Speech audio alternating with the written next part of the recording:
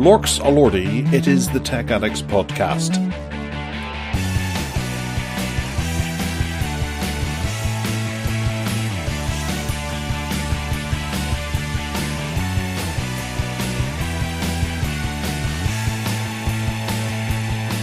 This week, there's new drives from Western Digital, there's a Synology NAS in the house, Vodafone and 3 might be getting hitched, the S23 FE could be coming soon, Pixel Folds may not be coming soon, and AI is coming to interview then kill you.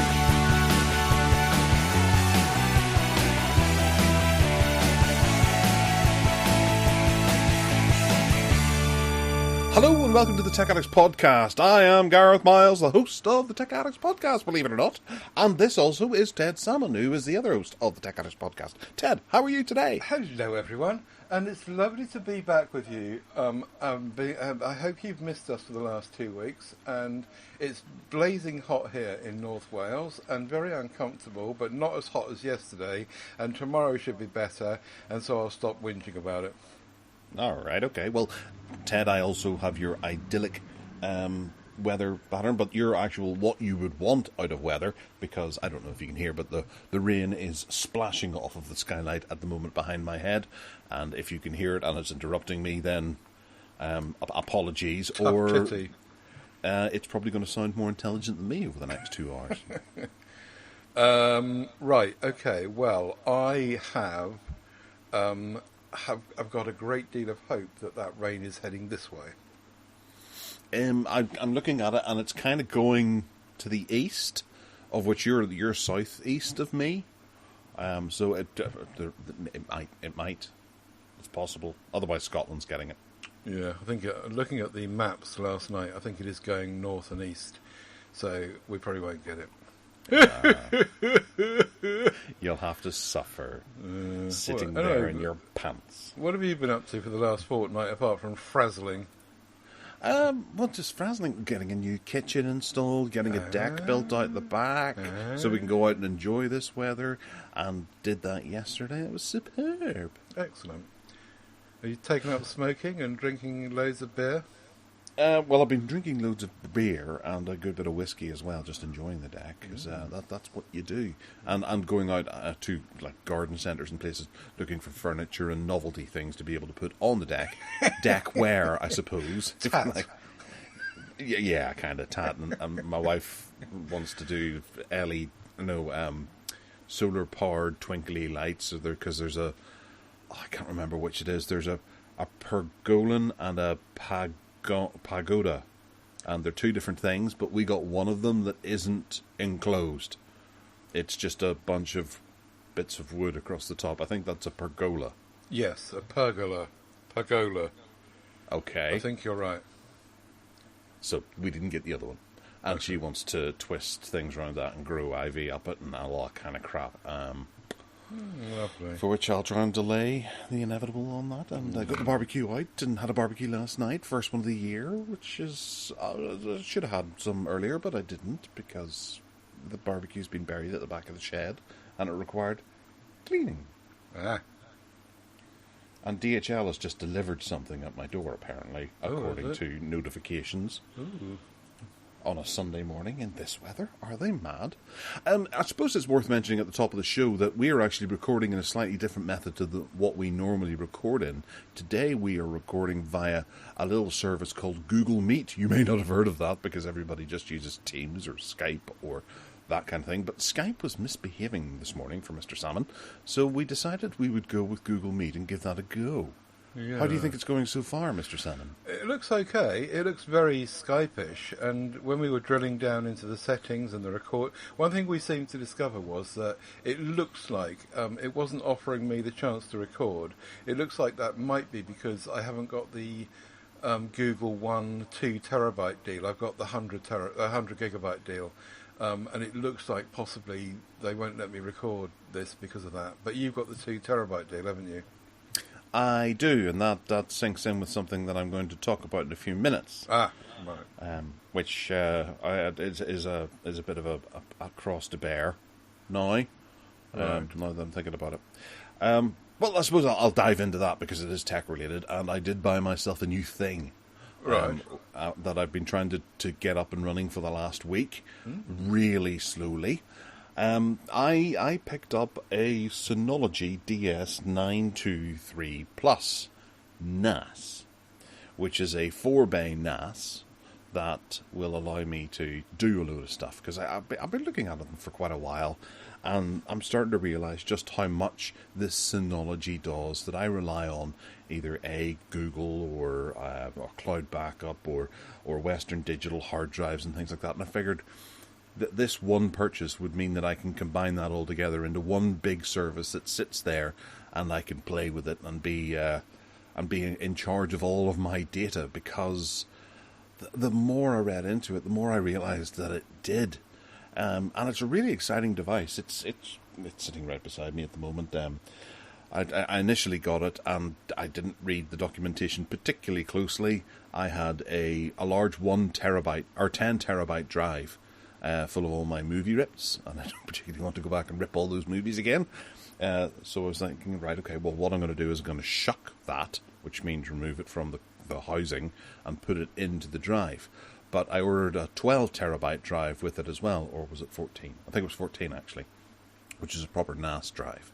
And I put that in and initialized all that. Then I shucked my Western Digital, took it out and put it in as well, and then realized, oh pants, you have to put in a hard drive of equal storage size or larger in order to get it to integrate with the other one. And I was going to use Synology's in-house RAID technology, which is the SHR, just for the joys of using it. I've used RAID in the past, and it's been pretty good, but I figured I'd just go with this because it sounds like a pretty good system that they use, which sort of minimizes or maximizes the redundancy with spread across all the drives, so you get a larger amount of space than you would normally do with RAID. And I can always change around to something else at a later date if I decide that it's not working out well, but I figured I'd give them the benefit of the doubt because it works. So I had to copy everything over onto the 12 terabyte, put in the 10 terabyte, and then try and move everything back together again, which took forever because copying that kind of stuff over a USB Type 3 connection took upwards of 24 hours, and then it took another 24 hours for them to initialize the disks. And this morning I finally got it, that I've got all my media on these two large drives, and I've got, 10 terabytes between the two of them, and I've got another 14 terabyte drive arriving on Thursday that I'll throw in. That'll give me a total of, I think it's 22 terabytes. And then later on, I'll get another 14 or 18 or whatever deals I can find, and throw it in and be a fourth hard drive in the Synology. But the reason why I went with this Synology as opposed to QNAP or any of the other big names is because Synology runs an operating system called DSM, which is Disk Station Manager, and that comes with it a bunch of really nice utilities.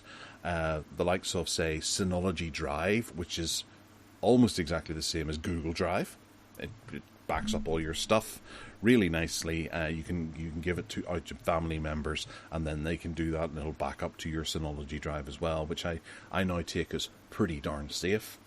There's Synology Photos, which is very like Google Photos, and some people say it's arguably better, but other people will argue back again. But it's got a relatively similar feature set to Google Photos, and it'll just suck everything off your phone whenever you get in at the end of the day and keep it safely in your big NAS right there. But it also has Synology Mail Plus, which means you can run your own email server from your Synology.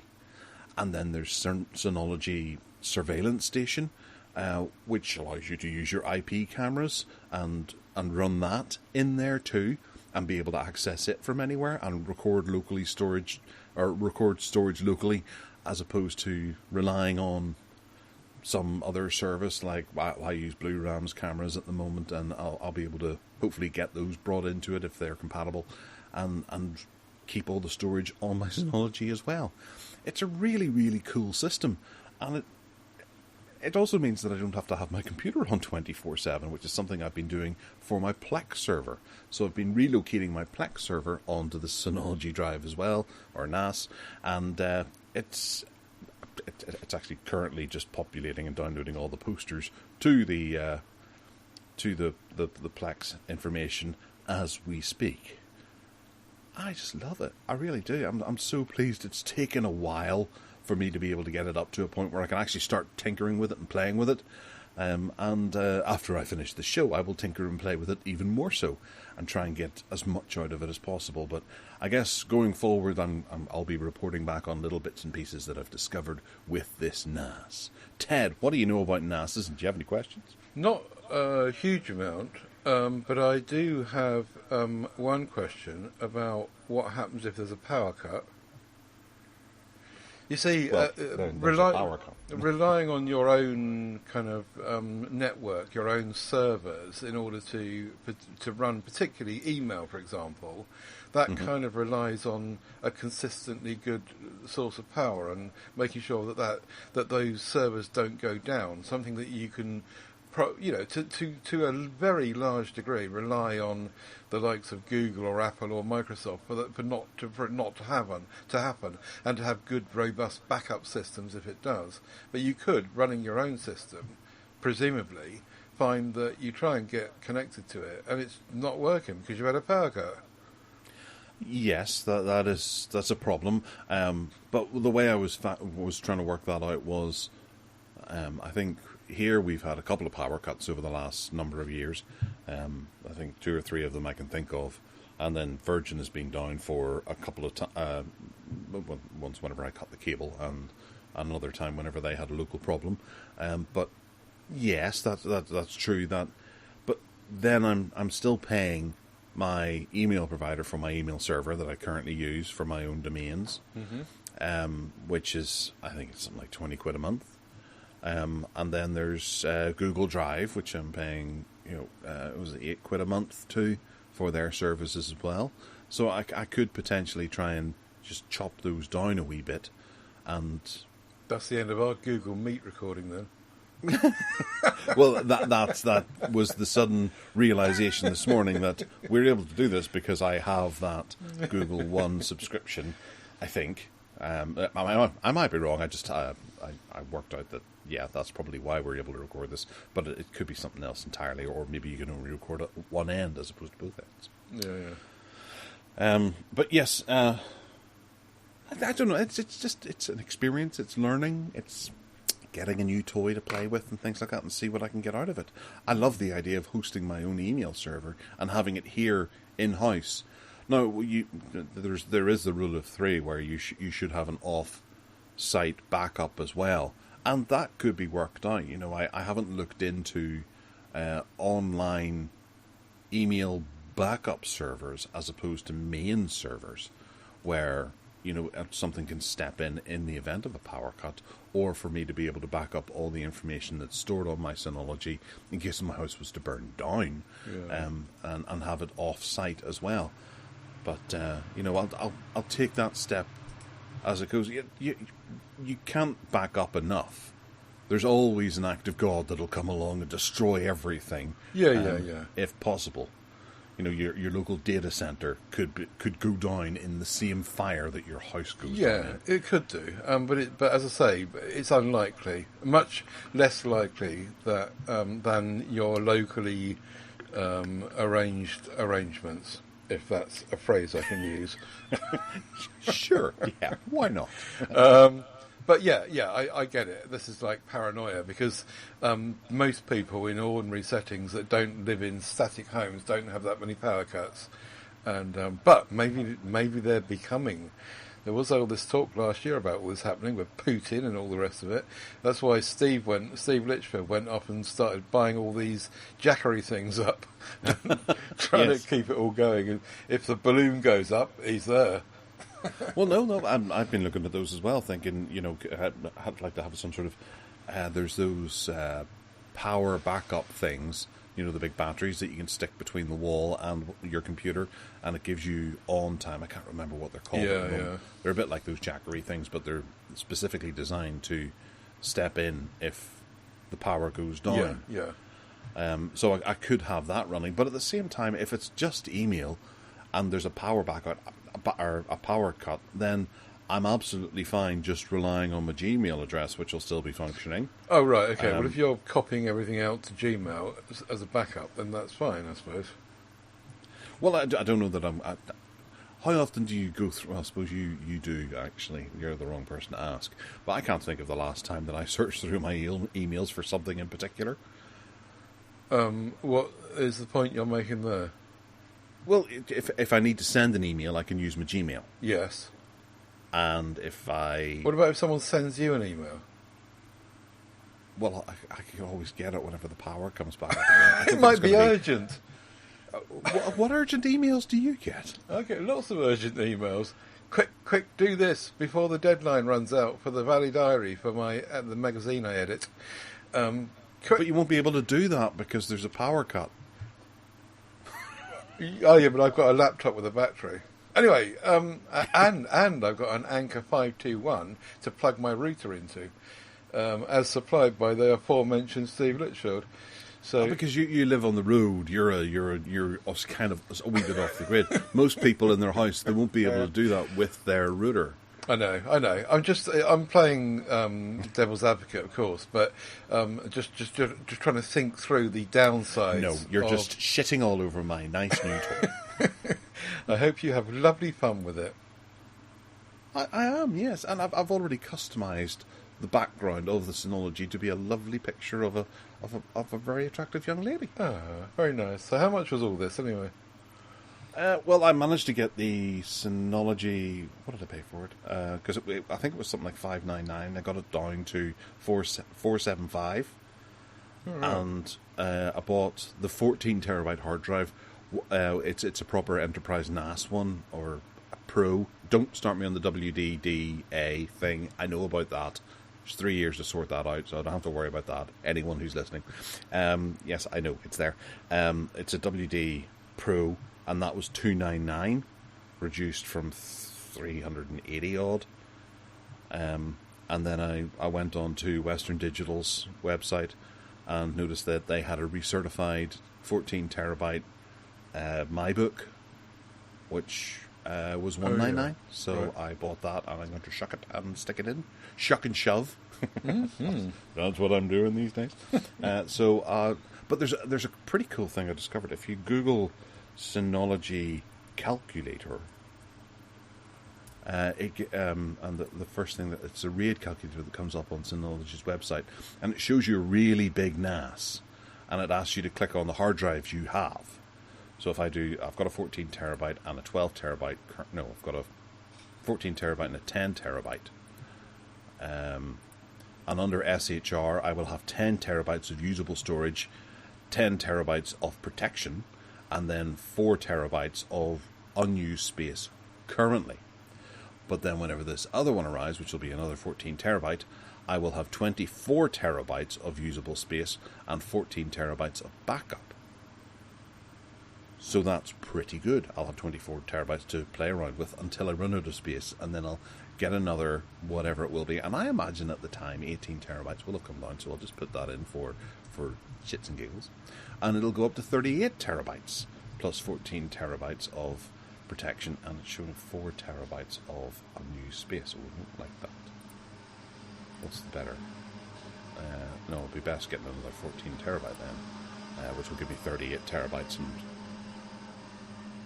yeah, I'd have to get another 14 terabyte. Right, okay, so now that I've worked that out online, I'm not going to go shopping for it right now because that would be boring for you listeners. How many spaces have you got in there to fill up? 4, did you say?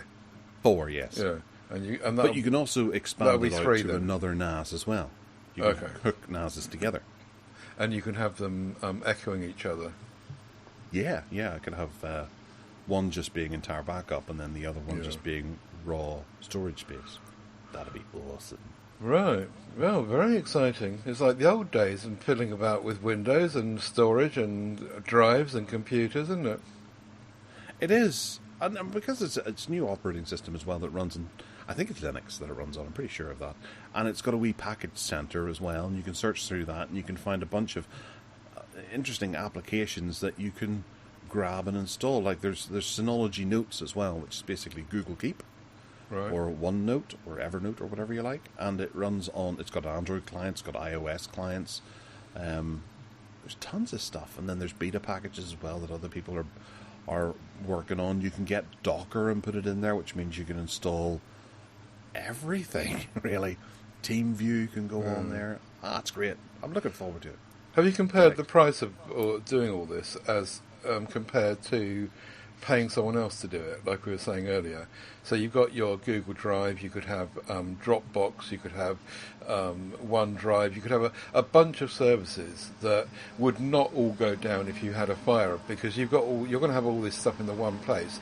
Not that I wish a fire upon you or anyone else, but if it's all your eggs in one basket, if it did go tits up, then you've got nothing anywhere else, have you? Can you hear the cut in the grass again? Look, clear off! Good grief. Well, the good news is the sun's gone in. Hurrah! Well, I'll tell you what, I'll put your mind at ease. I'll get a fire blanket and I'll stick it over the top of it. No, I know that it's an unlikely event, but, these are the things that just cross my mind when I think about these issues. That's all. Well, if my house does burn down, I think the last thing I'm going to be worried about is really, what about my emails? I didn't have those backed up correctly. Well, except that when you've got your new house and all sorted and you say, but all of those DVDs, all those Blu-rays, all those backed up files, I'm going to have to start again. Oh, no. Oh, bummer. Right. Well, I'll cross that bridge when I come to it. Yeah. Anyway, talking of this topic leads us nicely into the first couple of stories we've got, actually. And Hardline on the hardware. Yes, because Western Digital is hoping to release a Hammer drive, HAMR, within the next 1.5 years, which would be for my next NAS that I can set on top of this. The Hammer drive is a heat-assisted magnetic recording, HAMR. Yeah. And these are going to be new consumer-grade 32-terabyte hard drives that can go up to 50 terabyte, I suppose. They're looking at that. But they have 50 terabytes. Yeah, well, wow. That's quite a lot. Yeah. And a lot to lose when your house burns down. No, it's not funny. And imagine how long it's going to take you to copy all the stuff over to that via USB 3.2. Yeah, exactly. 1.5 years. I did all the copying of all my files onto a 14 terabyte drive, and same as you, it was like the one day and then halfway through the next day before it was finished.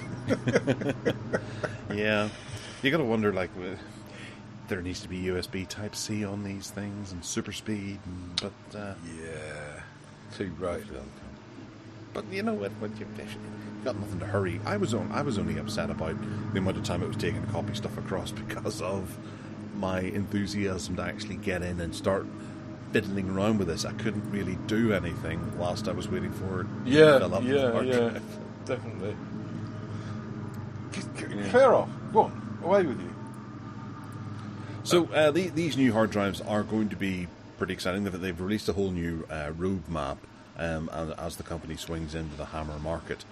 And their highest current capacity drive is 22 terabytes. Yes. And it utilizes energy-assisted perpendicular magnetic recording, which is EPMR technology. We covered that on a previous show, and we were wowing about 22 terabytes, and now it's a new wow factor. Yeah, 50 terabytes. That's a huge amount of pornography. Yeah. Yes. So, are you going to get one? Yeah, I don't actually need one. I think the 14 terabyte one I've got is absolutely fine, which incidentally is backed up and offsite, and that'll keep me going for a long time. My 14 terabytes, but I guess that for businesses, I mean, it says that it's consumer aimed, but what consumer really, apart from specialist uses like yours and arguably mine, particularly yours though. We're collecting Blu-rays and DVDs and then backing them all up and ripping them all, and that's your hobby, fair enough. But most consumers are not doing any of this stuff anymore. But they're saying it's consumer grade. I think it's much more likely to be business orientated applications. You know, your local bank or your local no, there's no local banks anymore, is there?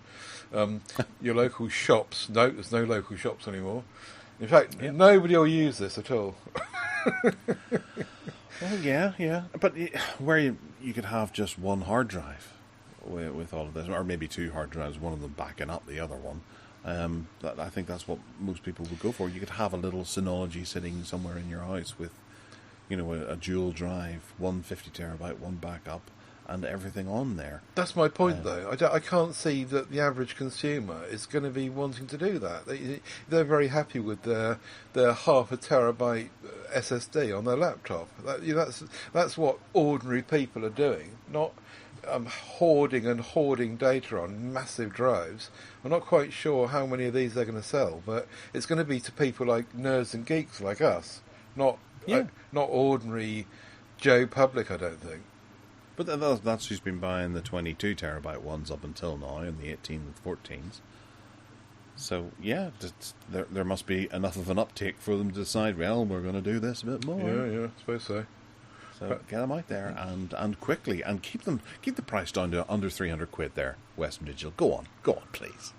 And this is also related to the second story about websites dying out, or website builders dying out. This is a story which was published in Tech Radar about a piece of research done by SimilarWeb, which is saying basically that post pandemic, post COVID, that the whole web building industry seems to be in decline. Now, you could argue that that's probably not very surprising, because when we had the COVID thing going on, everyone sat in their offices or in their homes or in front of their computers, and they've got loads of time and motivation to be building businesses and blah, blah, blah. But it did make me wonder about the fact that, as they're saying, this could be the end of an era, the downward trend of website building, when, for example, you've got social media that is so incredibly rife everywhere, and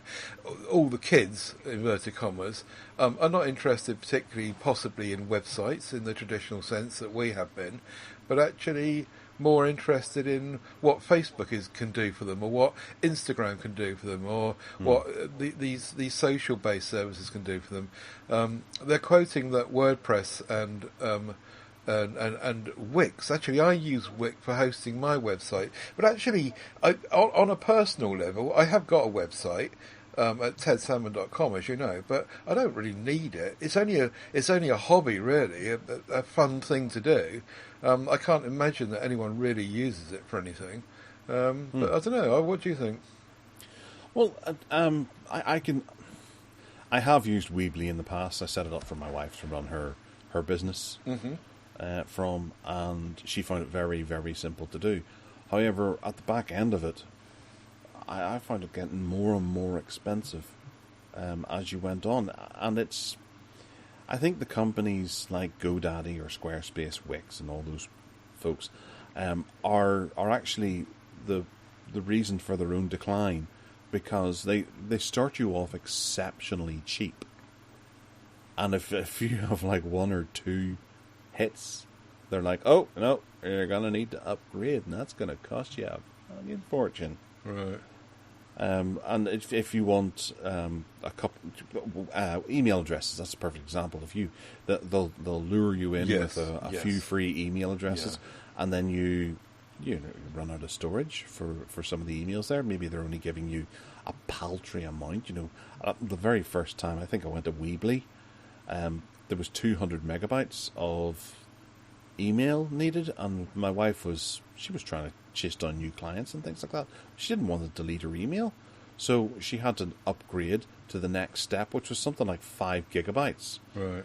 And then that was going to be 22 quid a month. Yeah. Like, wait, for what? Yeah. 5 gigabytes? Are you kidding? And it just moved away from that, and that's one of the reasons why You know, I'm looking at what I'm paying for my email address and a few other email addresses on a couple of domains, and I'd rather do that myself than have to hand over a lot of money for what is quite rightly a lousy service. But I think the point though is that if she was building her business today, what this is saying is that she would be doing it out of Facebook or out of Instagram or out of something else. She wouldn't be bothering to go and make herself a website using one of these. Well, using one of these tools or not, just that she wouldn't be bothering with a website. She'd just be doing it through social media. Well, yeah, you do see that. I do know of a girl. I'm not on Facebook myself, but I know of a girl who's changed from her name to her new nail company, and she does nails, right? Paints women's nails, and that's her Facebook profile now instead of whatever her name is. We'll call her Stormy Daniels, just for sake of. Just for fun. So she's now changed it to Stormy's Nails. Right.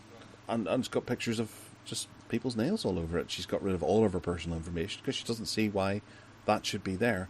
And it's a better shop front for her, and she can market it a lot easier to a lot of people because all the information you need is there in a personal profile for a business to flourish. So why should she have a website? And she can go and get a domain and point the domain at Facebook's back end if she knows how to do that. And as long as you don't want people to look at the URL bar. But Google are making a good job of stopping people looking at URL bars and not being bothered about what it says at the top. You see, because I've got that with my website. It's that it's hosted in one place and it's got a link to another place and blah blah blah. But if you look up the top of the screen, it's a load of gobbledygook in terms of what the URL is. Oh yeah. And then you stick on a Gmail address, which is free, or a Hotmail address, or Live, or Outlook, or whatever, and that's your business up and running, and you've got no overheads when it comes to the cyber side of stuff. Yeah, and people can just share your profile across Facebook, or well, not so much Twitter, but across Instagram too, because it integrates with Facebook. And you take a picture of everyone. My dog appears frequently on the groomer's Instagram, and Leanna gets a copy of that because she's on Instagram as well. She gets tagged in it, and then can tag her friends in it, and before you know it, other people are starting to use that dog groomer. Yeah, exactly. We've actually lost a dog groomer because we can't get time with the dog groomer because they're so popular. There you go. And they don't have a website built through any of these things. It's all Facebook. Exactly. And a number of business people, tradesmen particularly, who have said to me and my family, can you contact me on WhatsApp, or can you contact me via this, and all these services that I don't touch with a barge pole, and yet all these business people, these small business people out there certainly, are saying, that's where I run my business from, and maybe I'm just old-fashioned and want to do things the old-fashioned ways, but that seems to be what people are doing. Well, I've often thought about going back to Facebook purely for tech addicts and a few other little projects, and just setting those up instead of a personal profile for me. Yeah. But then that means having a Facebook. But also you'll miss out on the fun. You see that all the fun of building websites and all that. It appeals fun. It appeals to geeks, doesn't it? All the stuff you've just been talking about building a NAS drive and all that. It's all the hobbyist bit involved in it. If you went to Facebook, it'd be really boring. It would just be done for you. It would, but we'd pick up listeners every week, and we'd see our listenership increase tenfold. Yeah, we don't want listeners; they're all riffraff. I know they tend to tell you when you're wrong, don't they? You scoundrels! Right. Okay. Well, moving on to something else we can be wrong about is Nokia is introducing a novel new way to make your Android phone faster. Oh yeah. How does this work? What is this wizardry? I'd never heard of this, but apparently a couple of people have heard of it. It's called network slicing, and it's splitting or slicing a network into a number of different virtual networks. So when you need to use something that is going to be using lots of bandwidth and lots of data up and down, you use a part of, and presumably ultimately pay for a part of the network connectivity that is going to support that. For example, the example that this article lists is like you're playing heavy, you're doing some heavy gaming, or you go to a sports event which a million other people are at, and you want to make sure you can get a connection in amongst all that mayhem. And it seems like it's a way that they've cooked up in order to slice off. Now, if you think about it, in terms of my situation here, there are certain times when I need to have bandwidth. Like, for example, when I'm doing podcasting, like now, and the network will know that at this time on a Sunday, I'm going to be quite demanding. And it will... Demanding is one word for it, Ted. Well, within the constraints of my crap network anyway. But anyway, the theory is that in that time I could be accessing a better connection, and I could be saying, right, I want to book that slot. Slice me off a slice of the network in that hour so I can use it, and then when I'm sleeping between 1 a.m. and 8 a.m, I don't really need anything. So you can have your network back and it'll be cheap then. I guess it's a way to cook up some more income and money, and for people to pay for the heavier loads they need at the times they need them. Is that how you say it? And this doesn't at all sound a bit like what was it? Electricity, where you have a unit rate during the evening, your busy time. Yeah, I guess so. So if you start using your phone at 8 o'clock at night when everybody else is on eBay and Amazon, then you'll be on Facebook checking out our new Facebook page. They'll be billing you slightly more. Yeah, I guess so, because everyone's out to make money, aren't they? I mean, that's how the world goes round, and no doubt. Also, the other side of this is that, say, splitting up the 5G network, it makes me think a wee bit more of what they did with DAB, where, you know, they had, I can't remember exactly how it works, but where they were able to create a new radio station using a digital audio channel. What they did was they ended up splitting it into, say, 3 lower quality audio channels, and they were able to get 3 channels for the price of 1. Right. But they were a lot lower quality. I remember reading something about it ages ago, and it was one of the reasons for the failure of DAB. Okay. Because no one was actually harnessing what you could do with DAB. It sounds a bit more like what they could do with 5G to try and get more out of it, whilst in the face of it, make a bit more money and slow down 5G for certain people who are paying for it. I've got a couple of comments from the good listeners in the MeWe group. Tony Bartlett, who says, for all the hype, slicing is basically about monetizing the network, i.e. dedicating parts of the network to those who are willing to pay for it. The operators already pay huge amounts for licensing spectrum, so divvying it up into smaller parts is probably good business sense and placates the shareholders. Those who won't or can't pay the premium will just have to manage with what's left. And Tayo Alasapi says, network slicing on mobiles is pointless in my opinion. Like most of the 5G hype, the real benefits are for commercial customers running private wireless networks. So, yeah, thank you guys for those couple of bits of feedback on that story. Good insight. We'll leave it with that, because I think that kind of hits the nail on the head perfectly. Good. Moving on. Unihertz Jelly Star. Oh, it's a Jelly! Did you talk about this in the phone show the other day? No. Oh, right, Virgin Waters. Okay, so this is the smallest Android 13 phone that's arriving with decent performance. And this is going to have a MediaTek Helio G99 set of chips in it. and 8 gigabytes of RAM, which is quite good sounding. A 3-inch display, doesn't that sound lovely? And a 2000 milliamp hour battery, plus a 48 megapixel camera, all for the US price of $170, which, if you convert that to British pounds, is about £2,000, I think, roughly. Yeah, so what do you think of this? This is a good-looking little phone. I guess it'll be 199 quid. It is on a, just to make it clear, this is on a Kickstarter, but I think all the jelly ones are. This is, I can't believe it's got 8 gigs of RAM. That's such a good amount of RAM. And they're obviously confident that people are going to buy this, who are going to be wanting loads of RAM, I suppose. Or unless RAM's really cheap at the moment. I think it is, yeah. Yeah. 256 gigabytes of storage as well. And micro SD card. It's got a... what else has it got here? We had one of our listeners, one of our readers in the group, who had a jelly phone, a dinky little jelly phone, and he really liked it.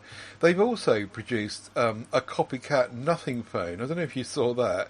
So Jelly have also, or Unihertz have also produced this phone that looks just like a nothing phone. It's got all the same stuff on the back, and these two little jelly phones that we're looking at a picture of here, these new ones, look like they've got those same big LED white lights on the back as well. The problem with this, obviously, is going to be... you've got to have good eyes, you've got to have little tiny fingers, and it's just going to get really annoying really quickly because it's so physically small. But it's interesting that they're still going ahead with it, and they're raising money, clearly, to make this happen, and they're upping the specs on it. So I say good luck to them. Yeah, it's, I suppose you're seeing the bad side, the dark side to it. But I can't help but think that this is something that you would really like, because you're always going on about how you just like little dinky phones. Yeah, but there's a limit. Okay. I think that for example, I think the iPhone SE 2020, which I do have a test unit of here, I think is too small, frankly. But there is a sweet spot, and I think the sweet spot is around now, for me, about 6-inch screen, not 3-inch screen. That's just like too far the other way. Wasn't there also that? Was it the Palm phone? Remember they kind of brought back the Palm brand for a 3-inch screen phone that, well, maybe it was somewhat underpowered, and they've decided, right, okay, well, let's overpower it a bit. But that battery would be great for the 3-inch LCD. It should last a good long time. Yeah. 480 by 854 pixels, so it's not particularly high-res screen or anything, but it's good enough. I think the 48 megapixel camera would, if that is a good camera, then this could be a really good... Hang on a second, there's a link here to the Palm phone PVG 100 under this article. Oh yeah, so there is. Which had 3 gigabytes of RAM, 32 gigabytes of storage. That's just taken me to an Amazon page, which doesn't tell me anything. Oh, there is one for sale if you scroll down a wee bit. Yes. But no, I think we've looked at Unihertz in the past, and I remember you being kind of positive about one of the ones they definitely. They did the big BlackBerry passport copy. What was that called? The Titan. And that was really nice. I liked that an awful lot. It had a lot going for it, but it also had some drawbacks, as the Unihertz models tend to do. One of them being updates. It's absolutely great that this is arriving on Android 13. Amazing, well done. I hope Motorola are watching. And I wouldn't hold much hope out for support or updates going forward. But as we've discussed on PSC in the past, recent past now, we shouldn't be so worried about that. As long as Google keeps updating the Play services, we're all right. Good call. Nice looking phone, one to watch out for. Yeah. Now, it happened years ago. We had T-Mobile and Orange join forces and became EE. Recently, we've had O2 and Virgin getting in bed together and deflowering Virgin, and well, they're called O2 now, actually. But now we have Vodafone and 3, who have been sort of hand in hand. I remember when I was with 3, I'd get better reception whenever I was near a Vodafone mast. But they have worked with each other in the past, so it makes sense that they're looking to create a deal to bring the two of them together. And I hope they don't call themselves Vodafone 3. That would be really disappointing. The Unite Unison representative said that this deal was reckless and would hike people's bills and mean job losses for Vodafone and 3 workers. There's always 3 workers? Only 3? There's always a downside, of course, and of course the shareholders are going to be trying to make money out of the deal, and the net result of that will be no doubt job losses, as they are across everywhere. I read a story this morning about the fact that somebody was replacing 100 of their staff with AI. I think it was a journalist, a newspaper or something. Can't remember what it was. All right. Yeah, so they're saying, oh yeah, we can get robots to do what you do. So anyway, yeah. Vodafone, yeah, all joking aside, the downside of this is the monopolies issue, isn't it? That there'll come a point where there's no choice left, and what choice there is, they could string up consumers and just charge more money for the services that at the moment they're in competition for.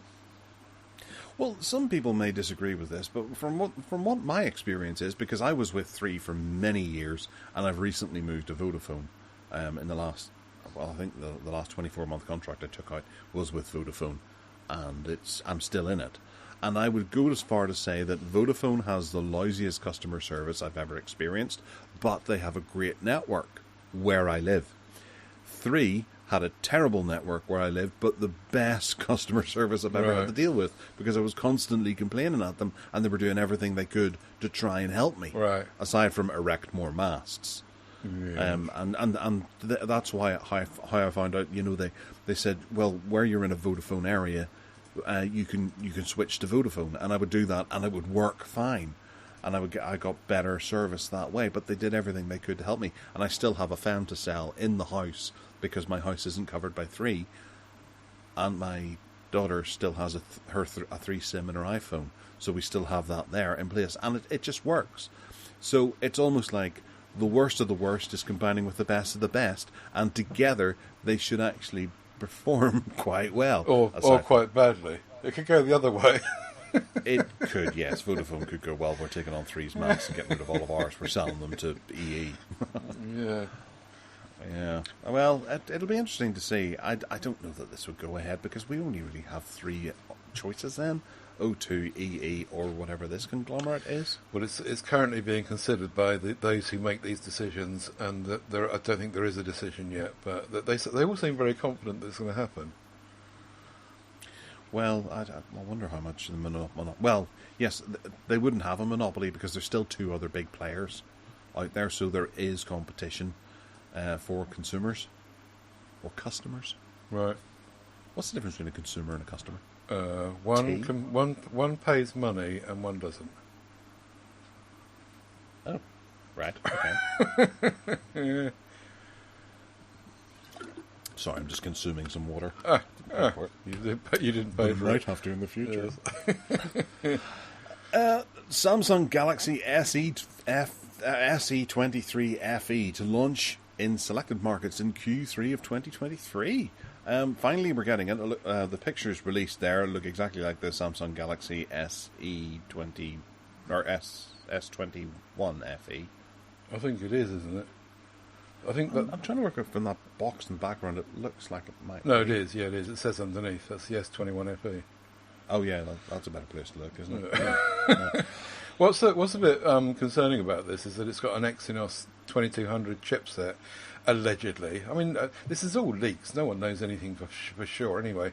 But the reason I say that is this week I've been reviewing the Samsung Galaxy S23 for PSC, and I'm just staggered at the difference that the chipset has made in the device compared to other previous small handsets I've had that have been running the Exynos chipset, because it's got the Snapdragon in it, And I always thought that was all a load of, but it's not going to make that much difference. But actually it does. It's a huge difference. The battery performance particularly, I'm not so sure about the performance in terms of speed and everything, but the battery performance is just staggering. It's so good. All right, the battery's been increased a little bit since the S22, but not a huge amount. And yet the batteries are lasting all day, and it's really hard to kill it. So it's a shame, I think, that if this is true, that they're not going to use the Snapdragon in the S23 FE as well. Hasn't your wife got an FE model? She does. She's got the 21 FE. Yeah. And the battery is brilliant. And that's got an Exynos. Yes, it does. Yeah. So that just undermines everything I just said. Well, because she, when it comes to charging, she's rubbish at it. She's had the phone for 2 years, and she is the kind of person who, it's turned off. I'll need to go and charge it now. Yeah. You're like, why didn't you charge it last night? I fell asleep whilst I was using it. So it's constantly suffered from dead battery syndrome, but it still manages it through the course of the day quite well, right through the night until the next day, and then she can go and charge it either in her car or somewhere in the house. Don't scream until your head is actually on the block.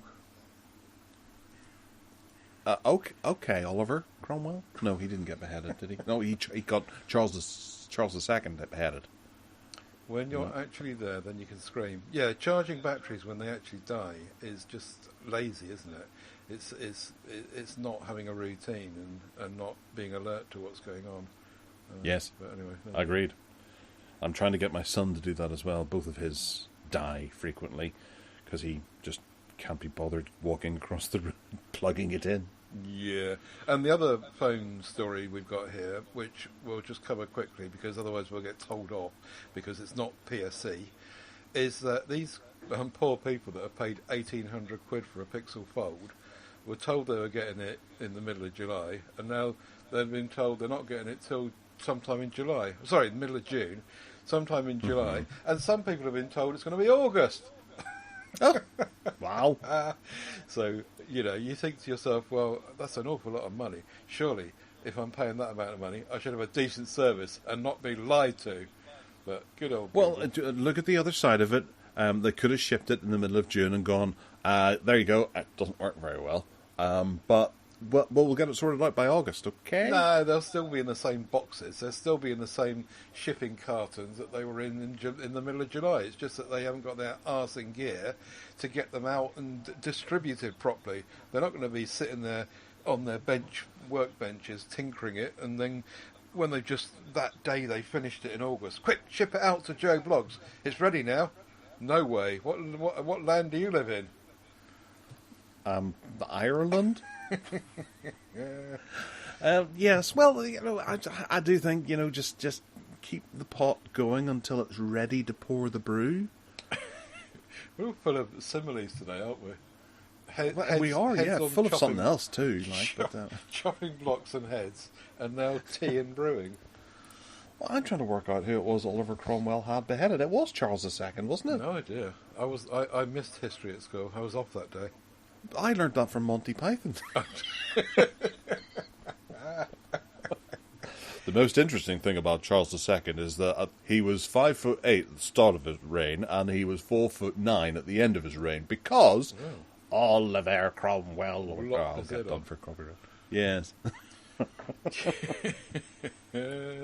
Okay, so the Pixel tablet is out there, and people are reviewing it, and it seems to be doing quite well, provided you've got the bits and pieces that go with it. Have you been looking around these reviews to see if there's anyone who's really scoring it harshly? No, most people are being quite positive about it, actually, including this one we're linking to on 9to5 Google. And they're kind of saying it's better than they thought it was going to be. But it all comes back to this whole hub mode thingy. which is where it started off from. Some people are saying that Google have been really smart with this, and they've made it a good tablet, a good solid tablet, which comes across really well. It's well priced, and it's got the bundled stand and charger speaker thingy. And other people are saying, well, actually, it's just a glorified hub, which you could get for 150 quid now, and not have to pay 500 quid or 600 quid in our case, for this kind of new all-singing tablet, which also does other things the hub doesn't. But actually, it's very hub-centric. One of the things that I did pick up, though, that it does nicely, and I'll link to that in the show notes as well, is the weather app, and that looks gorgeous, because what people are saying is that amongst all this is that Google have adapted with the launch of the Pixel tablet. They've adapted most of their core apps to be actually very well done in landscape mode. And that's good for everyone. At the moment, some of that is Pixel exclusive, Pixel tablet exclusive, so you won't get it on other platforms. But if we look back over the last kind of 6 months or even more, Google have been tweaking their apps to make sure that they are landscape friendly. And the weather one particularly does look very, very nice. And it looks well thought out in a Samsung type way. The Samsung default weather service, I think, is very, very good. But yeah, a lot of these things are Pixel tablets exclusive, so don't expect them to be coming any minute on your own Android tablet. But of course, they will roll out in time, in the usual Pixel way. So I quite like the whole thing. I quite like the stand. I'm a bit naffed off that a spare stand costs another $130, probably more here, probably more at the 200 quid. And apart from that, it'd be quite nice. But I think I'd still rather have something that's much more capable, like my Samsung Galaxy tablet, with bells and whistles and all sorts of extras. I think this will appeal to the Pixel diehards, won't it? Well, yeah. And I think it is quite interesting that out in the States, obviously, we noted this before, that it's $499 for the base model, whereas have you noticed what they've done to the price here in the UK? Well, it's $599. There's 100 quid more, isn't it? Yeah, they've done absolutely nothing with that price. They're just going to maintain it at that price because, for some reason, it needs to be more expensive over here. Bizarre, isn't it? Yes.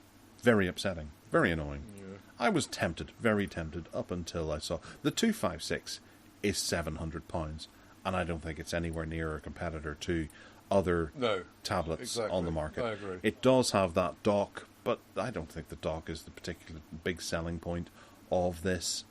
And I think it would just be something that you end up using it once in a while when you're in that room. Presumably, if you bought one of these, if you lived in America and you bought one of these in America for $499, depending on where you lived, you'd have to pay sales tax for the state you lived in, would you? So people aren't, or is that actual end tax included price? I'm not sure. I don't know. And you do sometimes see that whenever you're ordering from the States. It's like, in Kentucky, you're going to have to pay 17% on this. And why Kentucky? All right. Well, moving along to something a wee bit more UK-based. I don't know why I said that. I just did. It seemed logical in my head. Anker's new Prime charging lineup has arrived, and they've got a bunch of new exciting power banks for you to get all excited about, Mr. Salmon. There's a 27,650 milliamp hour power bank with 240 watt charging on it. Woo-hoo-hoo. One of this trio does 250 watts, which means Jeepers. you can actually charge. You see, the one that they previously released, the 737, which Steve bought, that does 140 watt output. These ones are claiming 250, which means you can charge like 2 laptops at the same time at full belt, and it's all very, very clever. But the whole range seems to be about to trickle out into the usual Amazon type channels. And they, as usual with Anker stuff, they look really, really nicely designed and thought out, and I really like them. And for nerds and geeks, they've got those little displays on some of them, which you can see, oh look, that's charging by that amount. Oh look, that's charging by that amount. Oh look, that one's dropped down. I don't know what's happened to that one, etc. Yeah, they are pretty pricey too, but I'm wondering if they're keeping the price up because they're losing so many sales to Northern Ireland, and they have to keep the price up over there on the mainland. How much are they? Oh, that one's $69. Oh, that's a little one. That big one at the bottom, the desk one. Yes. Didn't I see that was $279 somewhere? That is a lot. Yeah, maybe I'm wrong. No, I can't see it now. Perhaps I'm wrong. Just ignore I said that. I'll try. Do you want me to move on to the next headline? Yeah, go on. You sure? Yep. Last chance? Gone. All right. Samsung stuff. Samsung is bringing its self-repair program to the UK, so you can fix up your phone yourself. How exciting. And this is for the Galaxy S20, S21, and S22 owners who can replace their screen, the back glass, and charging ports where necessary, and it doesn't invalidate your warranty. You can't get the parts. You can only get the kit. Yes. So €30 in Germany this costs. So make your own mind up about how much it will cost in the UK. And yeah, I thought that you couldn't get the parts yet, but they're talking about the cost of the parts as well. So, for example, Samsung Galaxy S22 Ultra display, they're quoting €310 possibly. I don't think they've got the bits yet, have they? Well, no, but that must just be speculation of what you're going to end up paying for the unit itself. The back panel is going to be around €50 for the S20, right, and the display will cost €200 for the S20. Okay.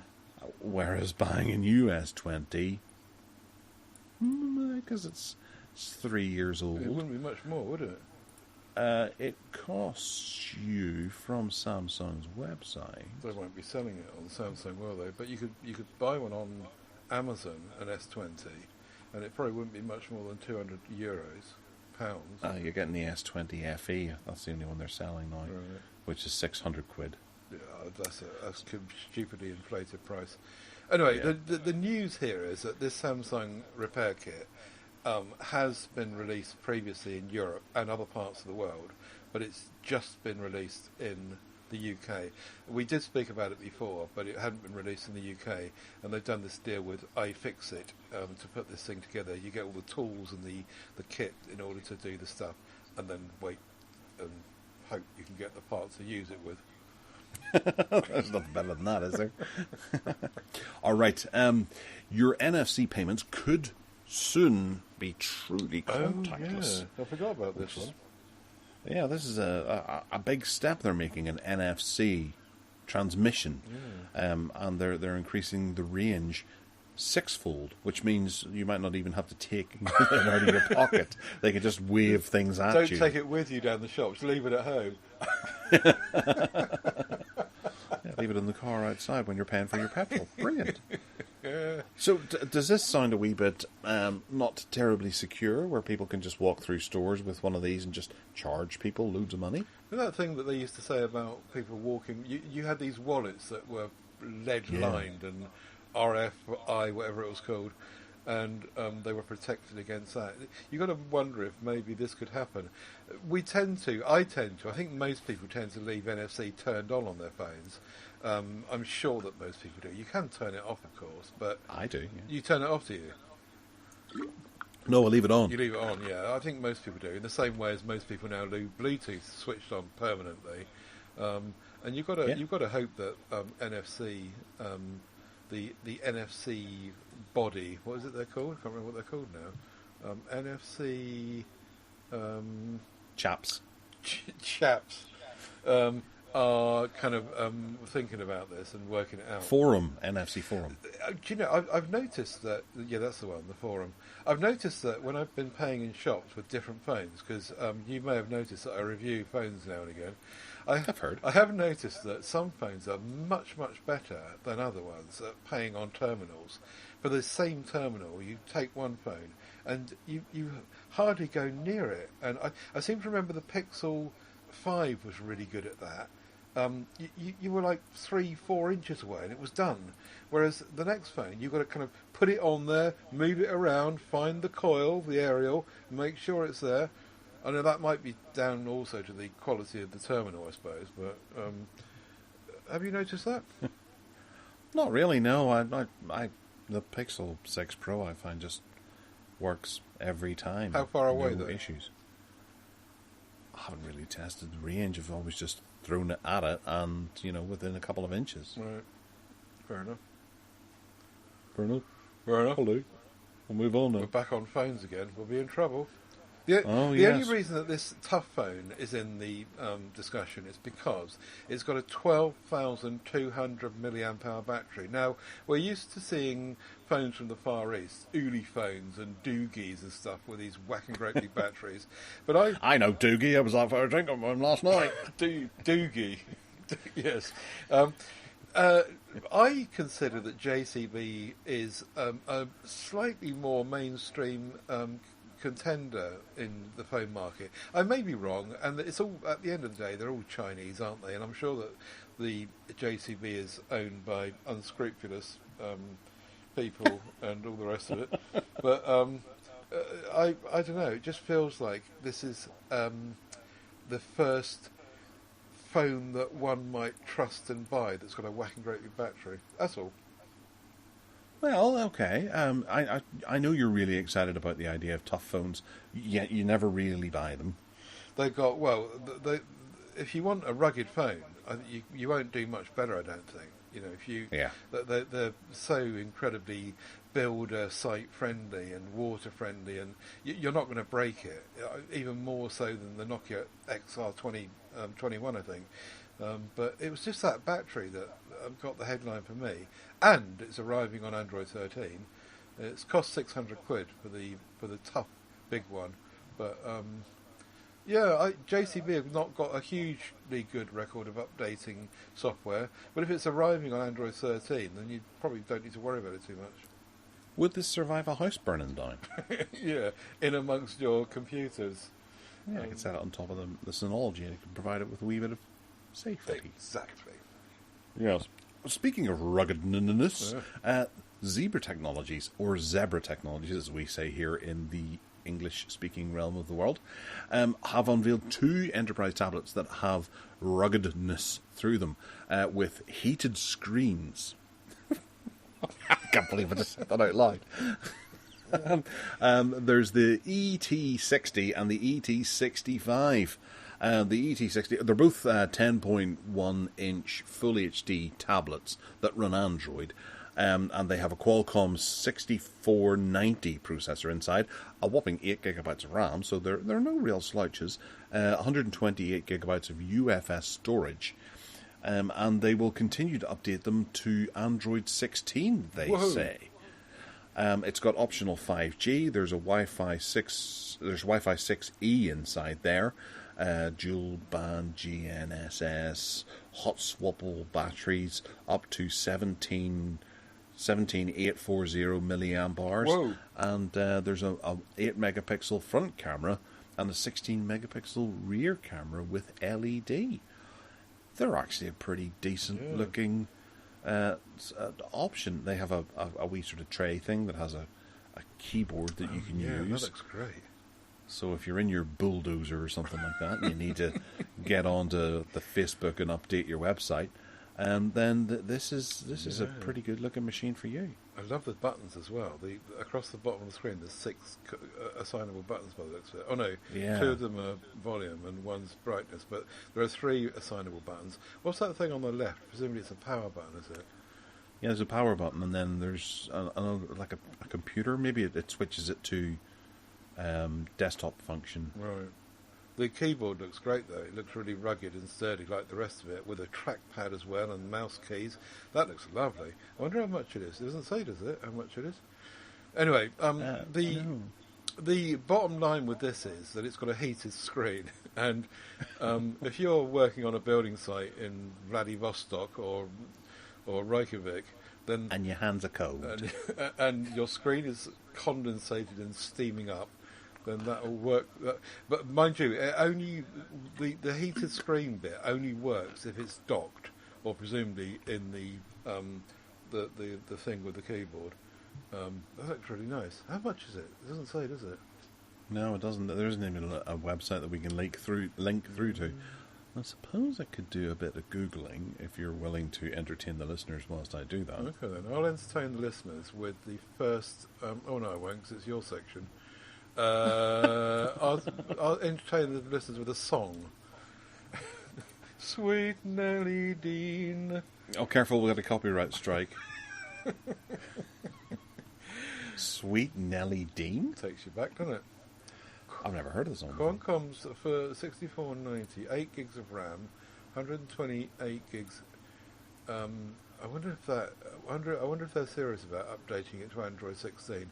It looks very much like a building site device, though, doesn't it? It's blimey, and it's got CB radio built into it as well. I think you mentioned that. Right, you found a price, have you? Well, I haven't found a price for this one, but I found the previous model, which I'm guessing is the ET51 and 56, right, which are £984, or you could pick up the ET45, which is a different model again, for £1,319. Yeah, they're business pricing, aren't they? Clearly. Yeah. Some firm will buy in a bunch of these for their employees to make sure that they work and they can track them. And they can keep their hands warm on the building site at all times. All right, we're moving back into hard disk territory now because they're looking to get rid of the idea of using hard drives to store your games. Some games are coming out that are saying that they require an SSD to run, which is already a case. PlayStation 5 and Xbox One series, the latest one, whatever it's called, Nintendo 64 type thing, and the latest Xbox require a faster SSD for the newer titles to be installed on, and then you can plug in external storage and put on older titles on those for PlayStation 4, and certain other PlayStation 5 games can go on that backup storage. So you can preserve your 1 terabyte of storage that comes with the PlayStation 5. I'll keep talking about PlayStation 5 because I'll just embarrass myself about Xbox because I'm not up to speed, can't even remember what the latest one is called. But with Starfield coming now, they're making a push where on the PC the minimum spec is going to be 125 gigabytes of SSD storage. Yeah. Now, most people who are already in the big Steam gaming world know the benefits of installing their games onto an SSD and keeping it away from the root folder, or from the main hard drive that Windows is installed on, and have a dedicated gaming drive. I have one, which I've got a 2 terabyte SSD sitting there, which is a Western Digital, that I just install my games onto, and I believe it makes them run a wee bit better. Runs a little bit faster, they boot up quicker, and that kind of thing. So that's the way they're leaning with this. And I guess this is the first time it's really been noted that for the PC, a game is coming where they're saying you can't install this on a spinning hard drive. What about the casual gamer who hasn't got an SSD but still wants to play the games? They just won't be able to, will they? Well, you're a casual gamer and you want to play Starfield? I don't know, whatever it is. I don't particularly play games on my PC, as you know, but it kind of cuts out a section of the consumers, doesn't it? Well, the folks who are going to be downloading Starfield, without generalising too much, I think they'll already be equipped to be able to deal with this. I can think of two computers that I know of that have an SSD for their main drive, which Steam runs off, and then they both have 1 terabyte spinning hard drives in their computers for their SSDs. My laptop's got that. My kids are using them right now, so whenever they come to say, we want to play Starfield, it'll be a case of, right, well, we're going to have to do a bit of an upgrade then. And possibly, oh God, I'm just realising that means we're going to have to go and get them a new motherboard. Oh yeah. so that we can plug an SSD into it. My son's motherboard has an SSD M.2 on it, but my daughter's doesn't. Oh no! Oh. Right, that's it. Right. You'll have to send back your 14 terabyte drive this week. Well, no. What I'm going to do is I'm just going to make sure that she knows nothing about Starfield. Ah, right. Yeah. I'm going to hypnotise her at lunch, and Starfield will be something that she doesn't like. So, is this just one game that they're saying this about, or is it the beginning of a trend? Well, I think it's the beginning of a trend. I think, reading this article, I don't have it, but Cyberpunk 2077 required an SSD Right. and they were phasing out HDD support. But I think you could use an older, or an HDD on Cyberpunk, but maybe you couldn't just run it at the highest settings or something. But the new update that's coming to it, the expansion pack, it'll insist on having an SSD. So we're going to start seeing this become commonplace, and it's to be expected. You know, you can't be running things off spinning hard drives forever. Spinning hard drives have been around for a long, long time, and they've made great advances with it. It's been a limited piece of hardware, and we've got good time out of it. And this is just a small thing that's coming in, and it'll help leap things forward. Hopefully this means we're going to start seeing larger and larger SSDs at a more useful price point, and then spinning hard drives for my old NAS over here are going to suddenly plummet in price, and I'll be able to stick in 22 terabytes. No, I think 20 is the max this supports officially. I'll be able to just swap them all out, dirt cheap. I do remember back in the day, a long time ago, being naffed off because I was trying to play this game on my computer, and it wouldn't play unless I put the DVD in or the disc in, the CD. So this is moving this on one stage further. I can't remember what game it was or what PC it was or whatever, but I do remember thinking that this won't run. And then someone said to me, "Yeah, well, it won't unless you put the disc in the drive." Oh. Yeah. We're going back to 1998 there, I think. Okay. Stuff has happened since then. Yes. I'm looking at my computer. This is the first. No, it's not. It's the second actual case that I've had that doesn't have a CD-ROM drive in it. I've got a USB CD-ROM drive so that I can rip my Blu-rays and stuff like that. Right. But I don't actually have one built in. Right. Okay. And none of the other computers in the house have it built in. So, you know, it's already a thing of the past. And I wasn't actually aware of that until I went to rip a 4K. Because I thought, hang on a second, I'm lifting this out and plugging it into the USB here. Right, okay, I don't have a CD-ROM drive. Okay. It was just something that I didn't realise. I wasn't aware that I was doing. I became mindful of it when that happened. Yeah. So that's one step in that direction. But we're going to go for a review of a game that you were reading about, called The Light in the Darkness. Yeah. Do tell us about this. This looks really... it's supposed to be an educational game. It's supposed to be free to download and to play and to use and all the rest of it. However, I couldn't find a way of getting it. I did look at the YouTube video, but it's supposed to be an educational game that's teaching young people about the Holocaust and what happened in the Second World War and stuff. And it looks like it's very well animated, with a style of its own.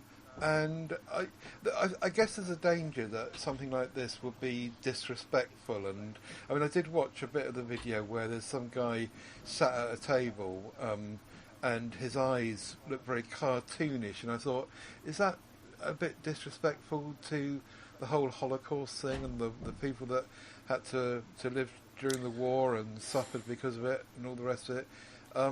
But I think it depends on how it's presented and viewed, and I guess schools will be using this quite a lot to educate people, young people, and if they don't make it too cartoony and too I don't know, I just think there's a line that between it being disrespectful potentially. You'd have to play it to find out, I think, but it as an educational tool, I think it looks very interesting indeed. Did you find a way of downloading it at all? No, I haven't played it actually.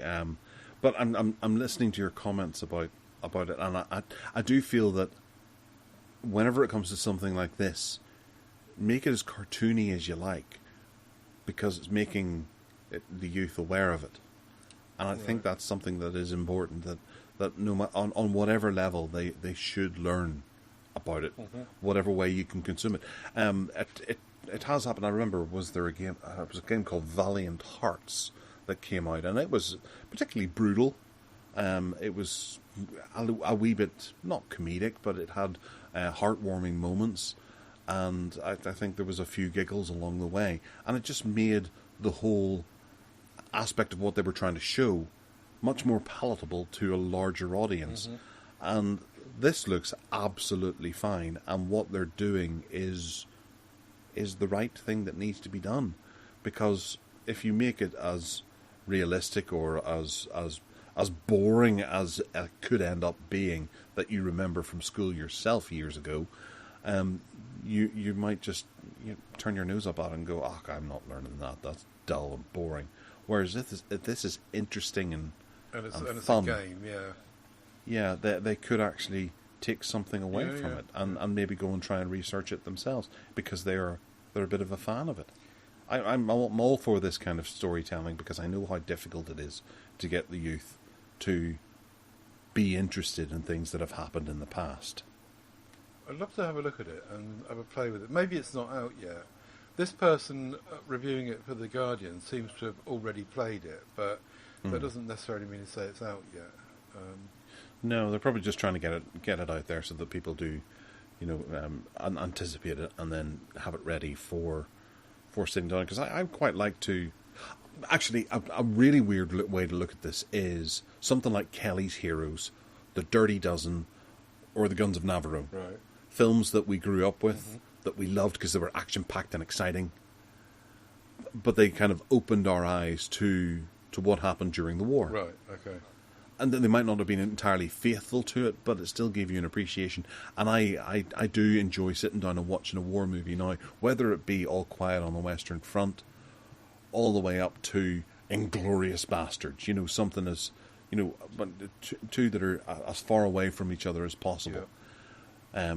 And that still gets across the idea of how strange things were during wartime. Yeah. Anyway, see if, dear listeners, you can find it anywhere, because I can't.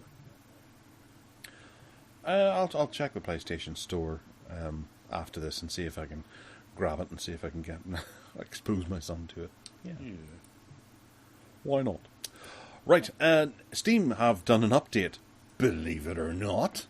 Not that you'll notice it straight away, but they're promising this new update to the Steam client is going to have better notifications, a new and improved in-game overlay, and some new improvements to the Steam Deck. Steam doesn't get updated terribly often, and it certainly doesn't get anything visually apparent. Right. For years I've just been hoping that whenever you click on a game, it would show you some imagery of what the game is, so that you can remember it. Because, where you've got a list of 1,000 games, you're like, oh, I don't recognise that title, I don't remember buying that. You click on it and you look at it and you're like, oh, don't know what that is at all. It's not exactly forthcoming with information like Netflix is of here, this is what this is all about. It starts playing a trailer and all that. So you're kind of looking at it going, right, I'll go to Google and see what it's about. Or you read some people's reviews to see what they say about it. But there's no kind of immediate picking up of a game box, turning it round, reading the description on the back and seeing screenshots of what this is all about. You get one banner at the top that's sometimes a wee bit cryptic, and you might get a few screenshots in the community hub if you're lucky. And will this change that? No, no, it doesn't change that. It's more quality of life whenever you're using it. Okay. And I have to say, personally, these big changes I've heard are great, and people are very happy about them, but I don't think I'll notice any benefits from them whatsoever, just being a single-player offline gamer type. Fair enough. But the Steam Deck, the code is now commonly shared in the Steam, blah, blah, blah, blah, blah. Background work, introducing hardware acceleration to Mac and Linux systems has been included, so gamers can choose platforms. Alright, okay. So, hopefully this means that it'll work better on Chromebooks, and we're a wee bit closer to all Chromebooks having Steam. That'll be freaking great. But EA Games is dead. Oh dear. Bummer. I don't think I had that. If I did, oh no, EA Games used to be, was it Origin or Ubisoft? Origin, I think it was. Games. But now they're EA Entertainment and EA Sports. They're not dead. So yeah, they've been rebranded and cut up. I'm just thinking, I do have Origin installed, I think. If I open it, does it do anything? Origin... Oh, no, I don't have it installed. Anyway. It's a rebrand. Blah. Yeah, EA's, whenever it comes to gaming, one of the worst companies, to be honest. Oh dear. They monetize everything, and if you have a look at FIFA, every year is just a lick of paint. Oh, right. And they change the names and then sell it at the maximum price possible. EA Sports. It's in the game. Yes. There you go, folks. It's nothing too exciting. I wouldn't go getting too excited about it at all. Flap your trap about it now. Okay. Okay. There's a couple of really funny, in fact 5 very funny videos doing the rounds from the Made by Google YouTube channel, which they've dubbed with the tag Best Phones Forever, which I think is a play on Best Friends Forever. And they're just really funny. Just a quick mention, I'll put a link in the show notes to go and have a look at them. There's 5 of them, and they take the piss out of iPhones and Apple, basically, in 5 different ways. But they're just done really funnily. And if it was the other way around, I would still find them funny. The funniest bit is when the iPhone realises that it's been outfoxed by the Pixel, and it falls over. It just kind of falls backwards, and it's in the dust, and it's just done really funnily. Anyway, there you go. EU regulator is the next one. Orders Google to sell off part of its ad tech business. This is back to the whole monopolies thing again, and what we've said before on this show about what capitalism is, and what companies are not allowed to do their own thing anymore because organisations like the EU regulates things and stops them doing it. Now, I'm not saying that it's right or wrong. I'm just saying that business is controlled so heavily by these organisations that they're not free to kind of organise themselves in the way that they want to for their shareholders to just get on and make money. We spoke about the Three and Vodafone thing earlier, which is kind of similar thing. This one's about monopolies and whether or not it's fair for Google to have such a huge slice of the pie. Fair enough. There's always 2 sides to every story. But I also have got a hat on we're not living in a dictatorship, hopefully, in the EU. And maybe there should be a bit more freedom for firms to be able to expand their business as they see fit and invest in stuff and make money. And, that's what capitalism's all about. But, as I say, I see both sides of the story, and I don't know which one I land on. You? Got a pop-up in the bottom of the corner of my window. My email client said from the National Lottery saying that I'd won. Oh! Excellent. No, absolutely brilliant. I've won a free Lotto Lucky Dip. Yeah. Excellent. There was 5 seconds there where it was opening up the email client to have a quick check whilst Ted was talking in the background. I had the house remodeled, a new car, this, that and the other. I was going to get all the trees taken out around the edge and a wall put in, or a hedge taken out so I don't have to ever cut it again. Yeah, very nice. And then I found out it's just it's a free Lucky Dip. Well, it was a crap story anyway, so moving on. No, I do think it's important. And yeah, it is but it needs to be there, because if you give them an inch, they'll take a mile. That's absolutely the and with AI and things like that, the government need to be sitting there going, now listen carefully. You be right. There is a video online about, I can't remember his name now off the top of my head. I might be able to find it in my previous history. But, where AI and quantum computers, Michio Kaku has... Kaku, K-A-K-U, has given a long, in-depth interview about how he's very concerned about the idea of quantum computing and AI hooking up. And someone somewhere is going to have a go at doing that. And whenever we do, that's us all dead. I saw a video of that last night, incidentally. Oh, right, okay. It was very interesting to watch. But as I say, I see both sides of this. For example, forcing Apple to adopt USB-C, for example, which is really convenient for most people that are going to have multiple devices. But, is it right that you force a private company to go down a road, otherwise you're going to not trade with them? And, I'm not sure. I got mixed feelings about this whole monopolies thing. I think it was this week that it came out that all phones are going forward are going to have changeable batteries. Yeah, that's another one you see, isn't it? It's like forcing the EU, power mad. Let's not get political. No, move on. But then the UK might not have to deal with that, or might be outside of that. True. Obviously, we'll get the world versions. Yes, the experience, the ones that... Okay, Google Domains is shutting down. Bollocks! I've got a couple of domains in there. Assets are being sold to Squarespace. Oh, right. You see that?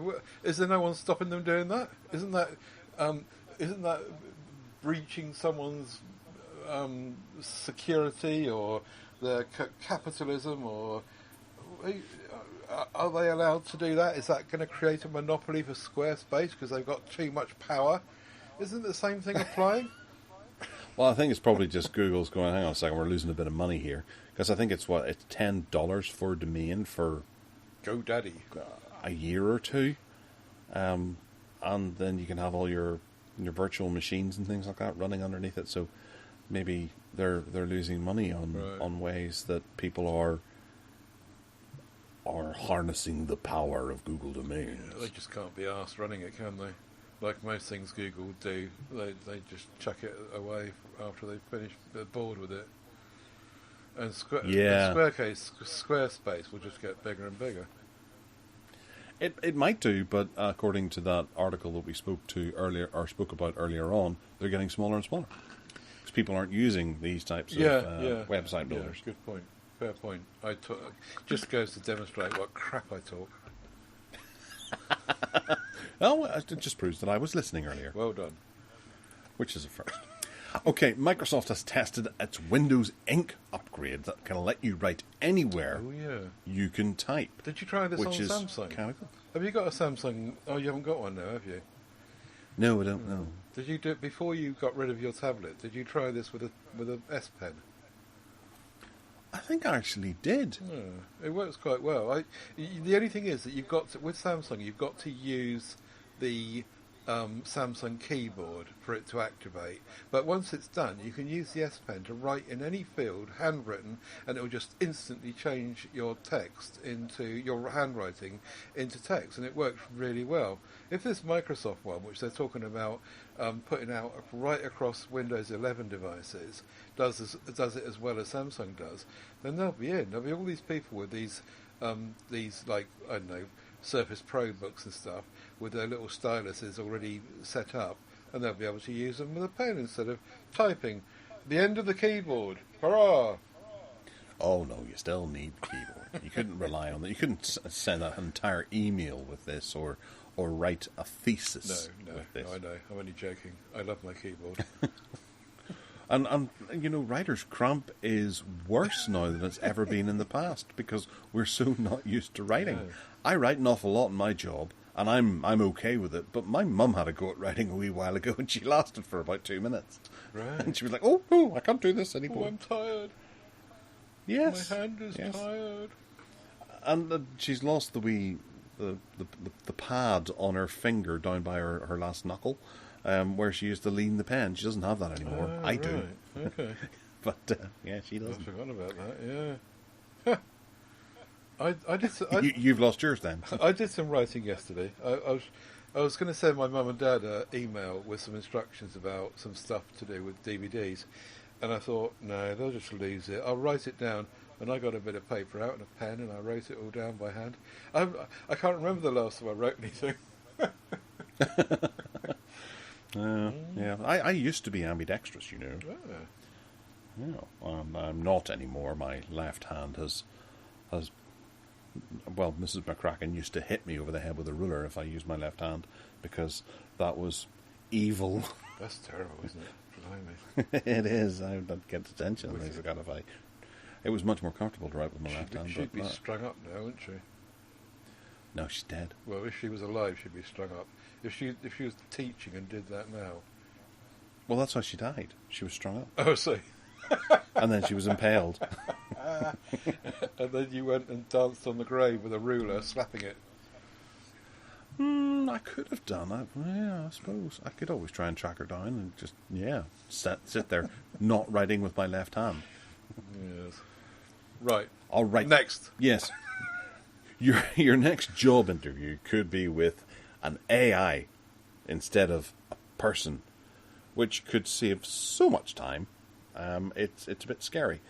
Well, I think you put this into the MeWe community as well, and folks had a lot to say about it there, if memory serves.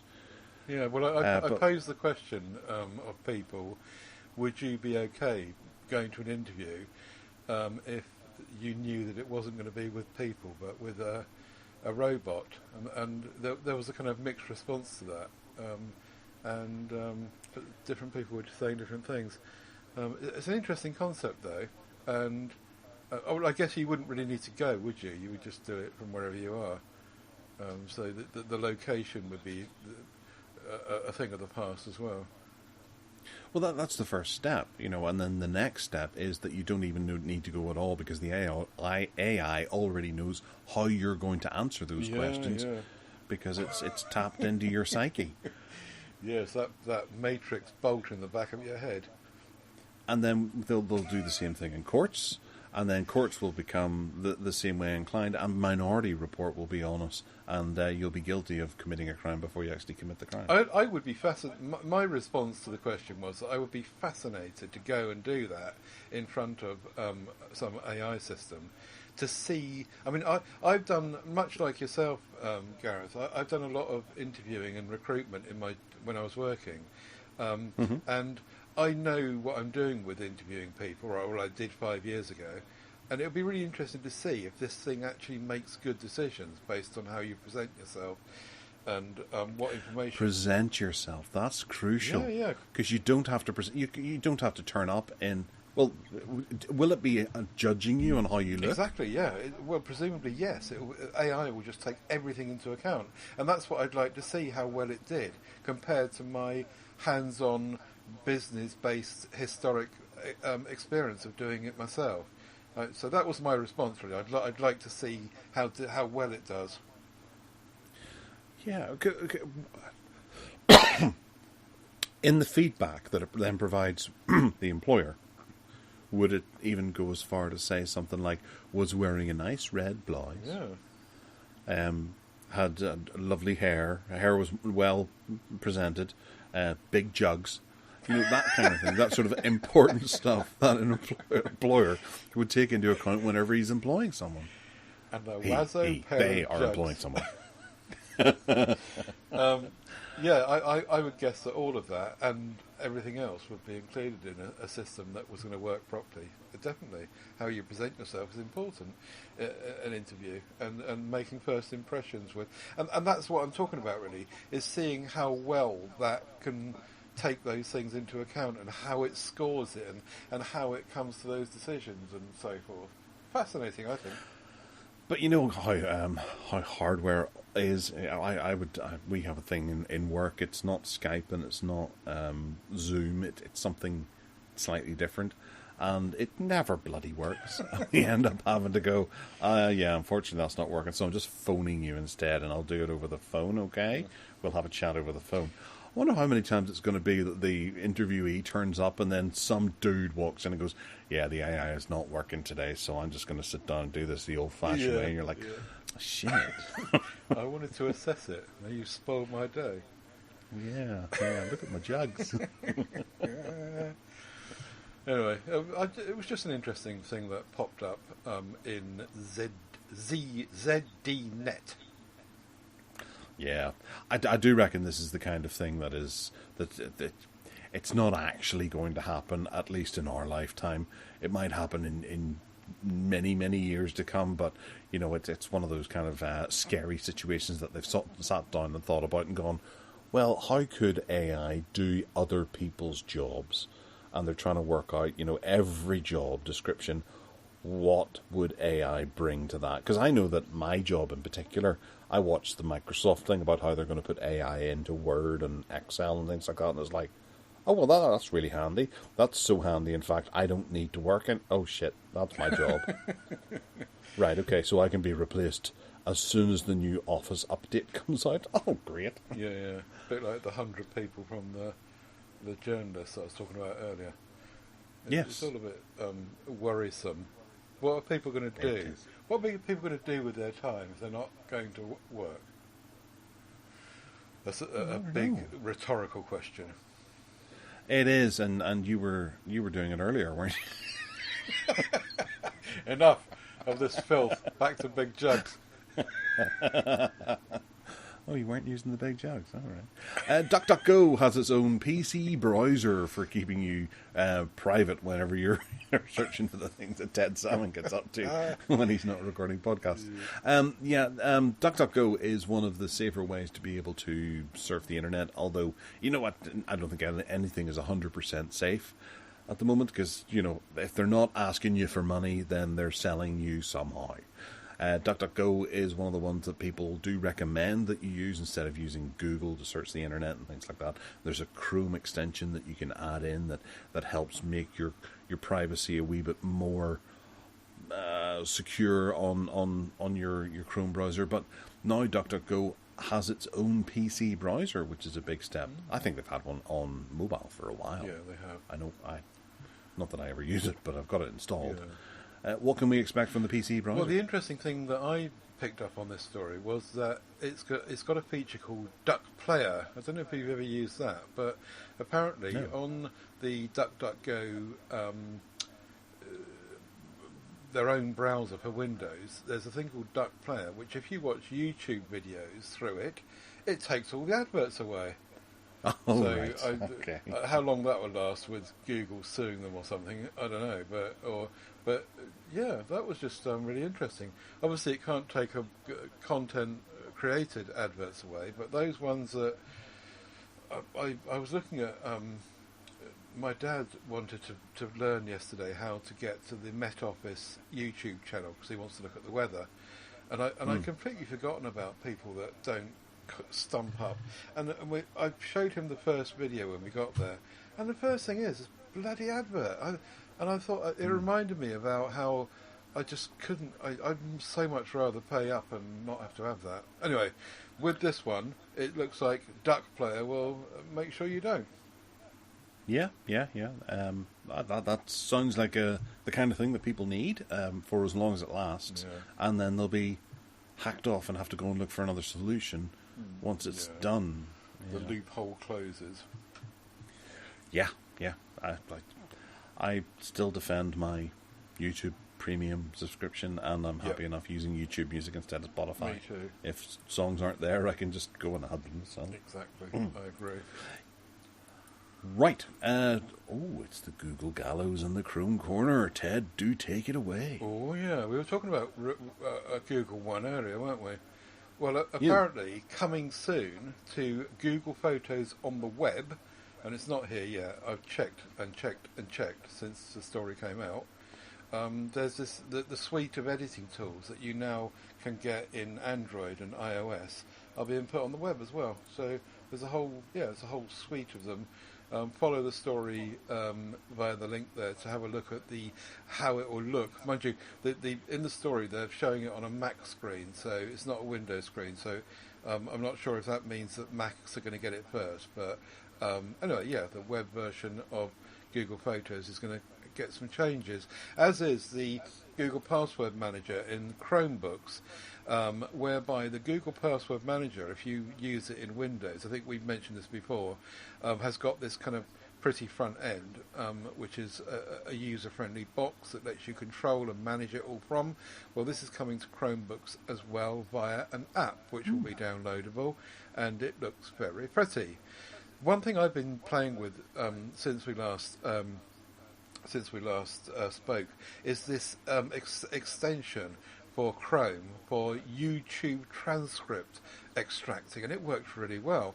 Now, it's not absolutely brilliant, but it uses the Google engine to change the text of any YouTube video that's spoken into text. Now, you can do that on the fly in YouTube videos, as long as the right toggles are thrown by the developer, I think, the creator.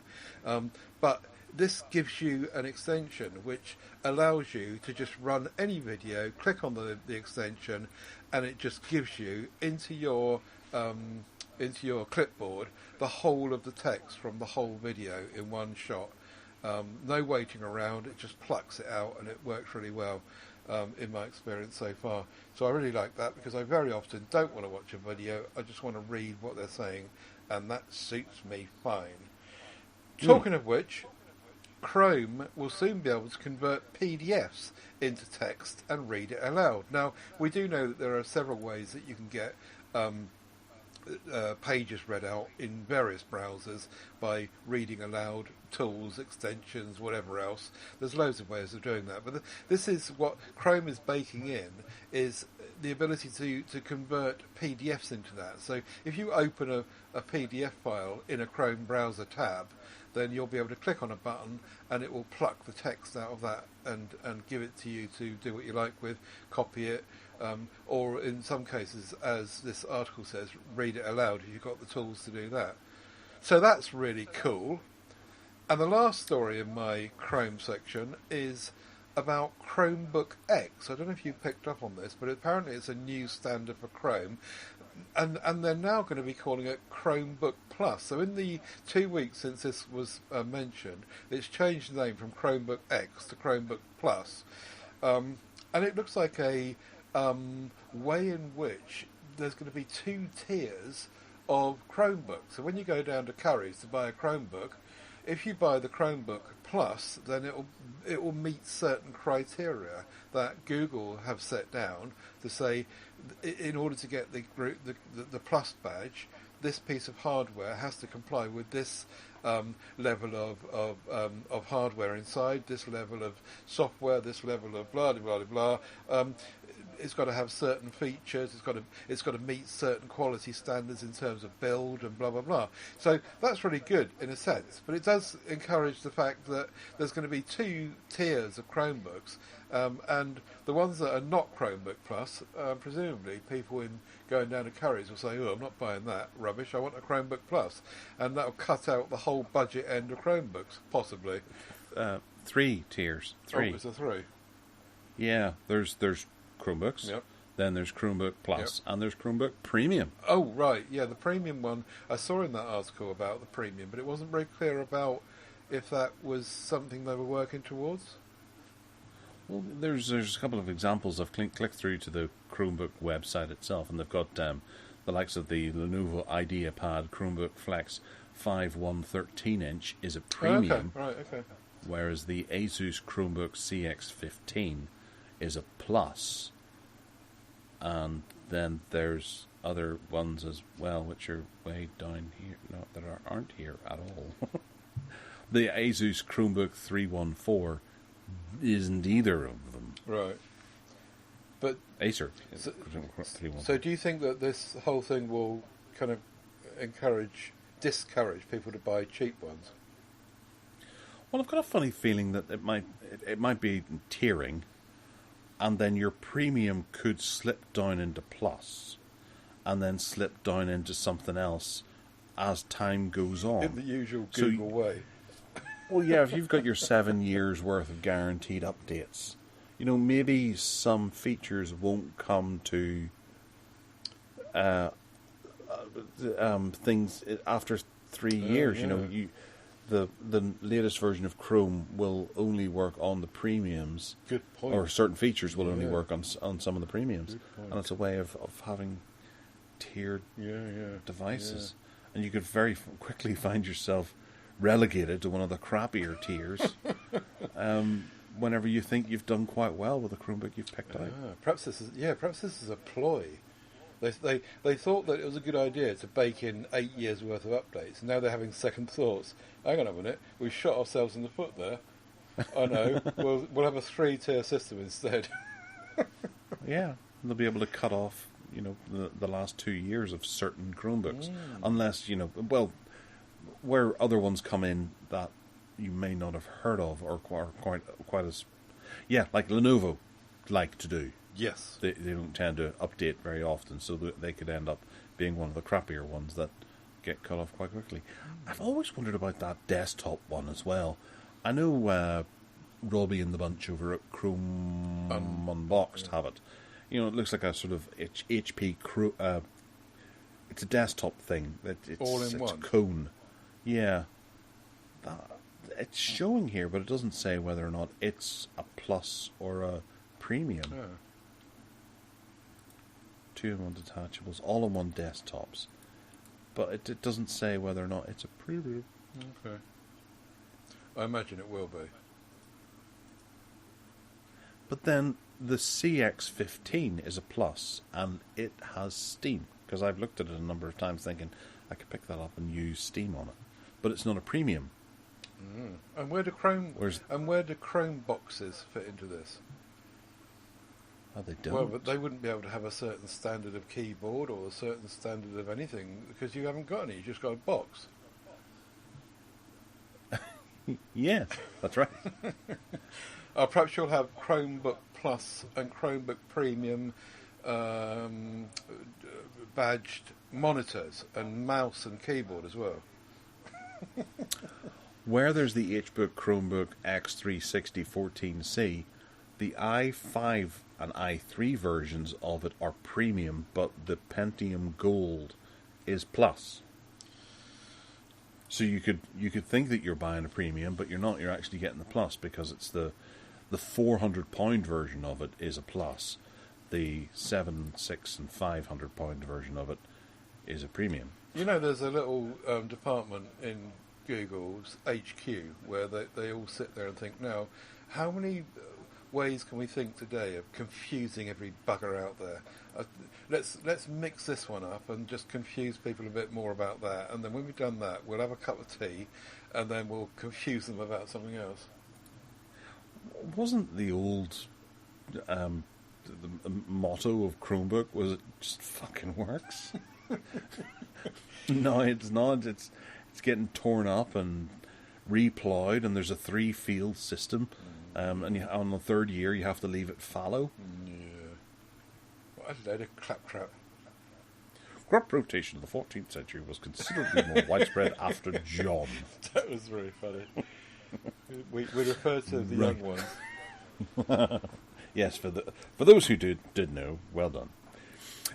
Right, okay, hark back. Hang on a minute, before you go there, I saw you looking at my transcript extractor while I was talking. Did you ever download that while I was talking? I was thinking about it, but I didn't end up doing it because I don't know when I would ever actually use it. Okay. Right, carry on. Joysticks. Yes, okay, joystick. But this isn't a be-all and end-all. It's not covering HOTAS or anything like that. This is just the good old-fashioned humble joystick that we remember from our childhood years. It's a wee quickie that will probably span from Atari to Cheetah, and that's about it. But you remember the joystick and how they don't really do them anymore unless you're some sort of big flight sim fan. The joystick had a couple of fire buttons. The more, the better. But depending on the game, you couldn't actually redefine the keys that you were playing to take on other buttons. I had a number of joysticks over the years. Ted, you probably started out with the old-fashioned stick with one button, Atari black one, but I never had that. I think I bought one recently just to have beside my Amstrad, but I had a Cheetah joystick that had a button on the top that you could use with your thumb, a button in the front of it which you could use with your trigger finger, and then two round buttons at the bottom that could be configured, and it would have suction cups that could stick to the desk. Oh, yeah. And they wouldn't work very well. And the one thing I didn't actually know until quite recently, and I might be wrong about this, some people may prefer to correct me on this in coming times, but the ones that I had that hooked up to the Amstrad, they would work over audio.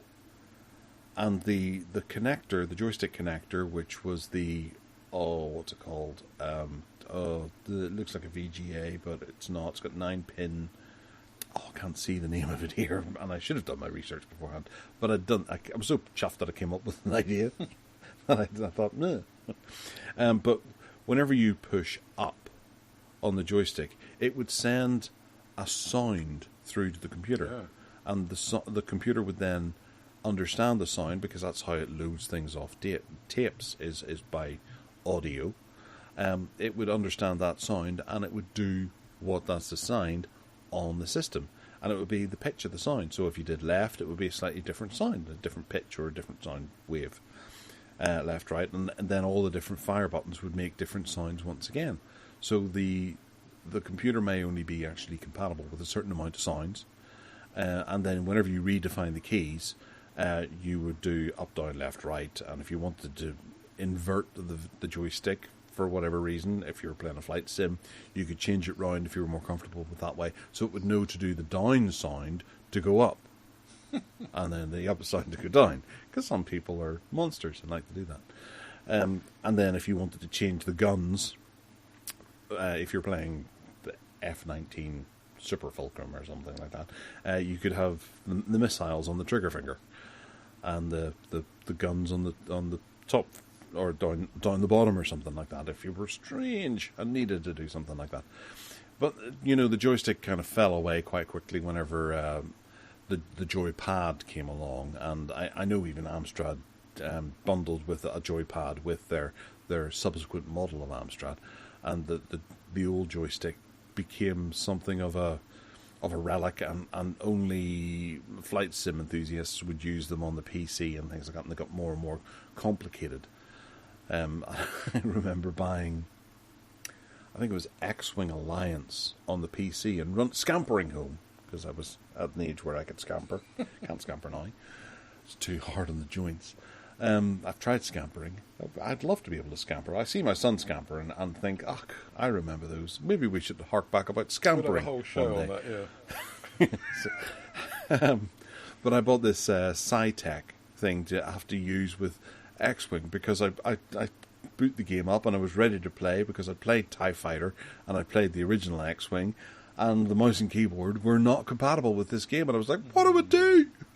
I have to go out and buy a £70 joystick to be able to play this game. And I still have that joystick. It was a Cyborg 3D Gold that I bought at around about 1999 or so to play this on my laptop. And I hated using it, because I'd grown up playing flight simulators and space simulators, like Free Space and all those types of games, with the mouse and the keyboard, and I was dead good at it. But they'd gone and decided, right, this new game, you're going to have to use a bloody joystick. I was furious. So I've actually never played X-Wing Alliance. I have it sitting over there on its brand new box. Never used. Well, used once. To install and then taken out and just abandoned entirely. And I also have a joystick sitting over there that's covered in dust, which is the Cyborg 3D Gold that I've never really used on anything since. But it actually came with an Allen key that you could actually tighten things up on it to make it more more and less floppy depending on what you were using it for, which was kind of strange to do. That, yeah. But yeah, so you've used joysticks over the years? Yeah, I have, off and on. Going right back, as you say, to very basic ones. I mean, if you take it back even further, in my experience, you get to the amusement arcades, which we've spoken about before. You go and play Space Invaders or shoot-up games or whatever with joysticks baked into these... Shoot-up games? Heroin. What? Sorry. Shoot-up games. Shoot M games. Shoot M up.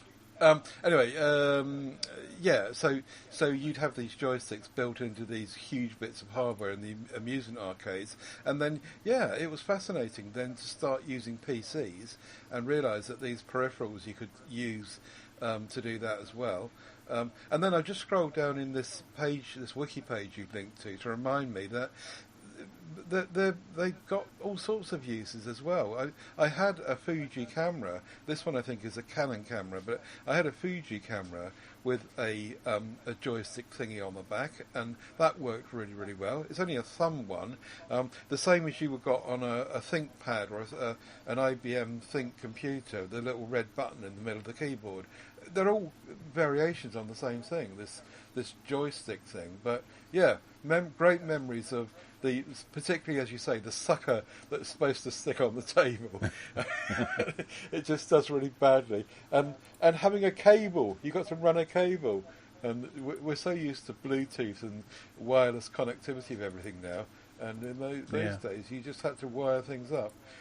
Looking at that top picture, I don't remember ever seeing one with it says it's a throttle on the left-hand side. It's obviously a yellow twirly thing, but I can't see how you would get your hand to that. Well, unless you use two hands and use your left hand for that throttle, and while your right hand's on the joystick. Is that right? Well, because the suckers didn't work terribly well, you ended up using your left hand to hold it down. So you might as well, yeah. Yeah, those buttons over where it says 4, that will be where your left thumb is, and then that roller would be under your sort of little finger right. Ring finger. Yeah. It was good to have things to control with a joystick, but as you say, nowadays it's aviation mainly, isn't it? And if you're really into aircraft simulator programs, I suppose you'd have one then. But yeah. Or helicopter ones. I bought, whenever Elite Dangerous came out, because our claim to fame is Aidan Bell does whatever works, and he did the music for the original Elite, which I think is amazing. But I bought Elite Dangerous, which is now no relation, unfortunately, to that original classic. And I tried it with a hot-ass system, and I bought a big rig to have a go, because I was so excited about Elite Dangerous. I'd played Elite 2 and First Encounters on the Amiga and loved them to bits, and Elite Plus back on my Amstrad PC 1640, so I'm a big Elite fan, but I couldn't bring myself to love Elite Dangerous in any way, and I think I played it about twice and ended up selling that big joystick. And it had a big manual throttle, which was great, which you'd actually put your hand on and push it forward. It would take your entire hand, and there was other buttons in and around it.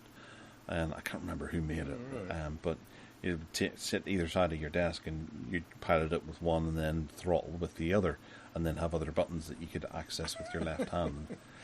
And it felt like a real pro system, but the game just didn't really work very well with it. Right.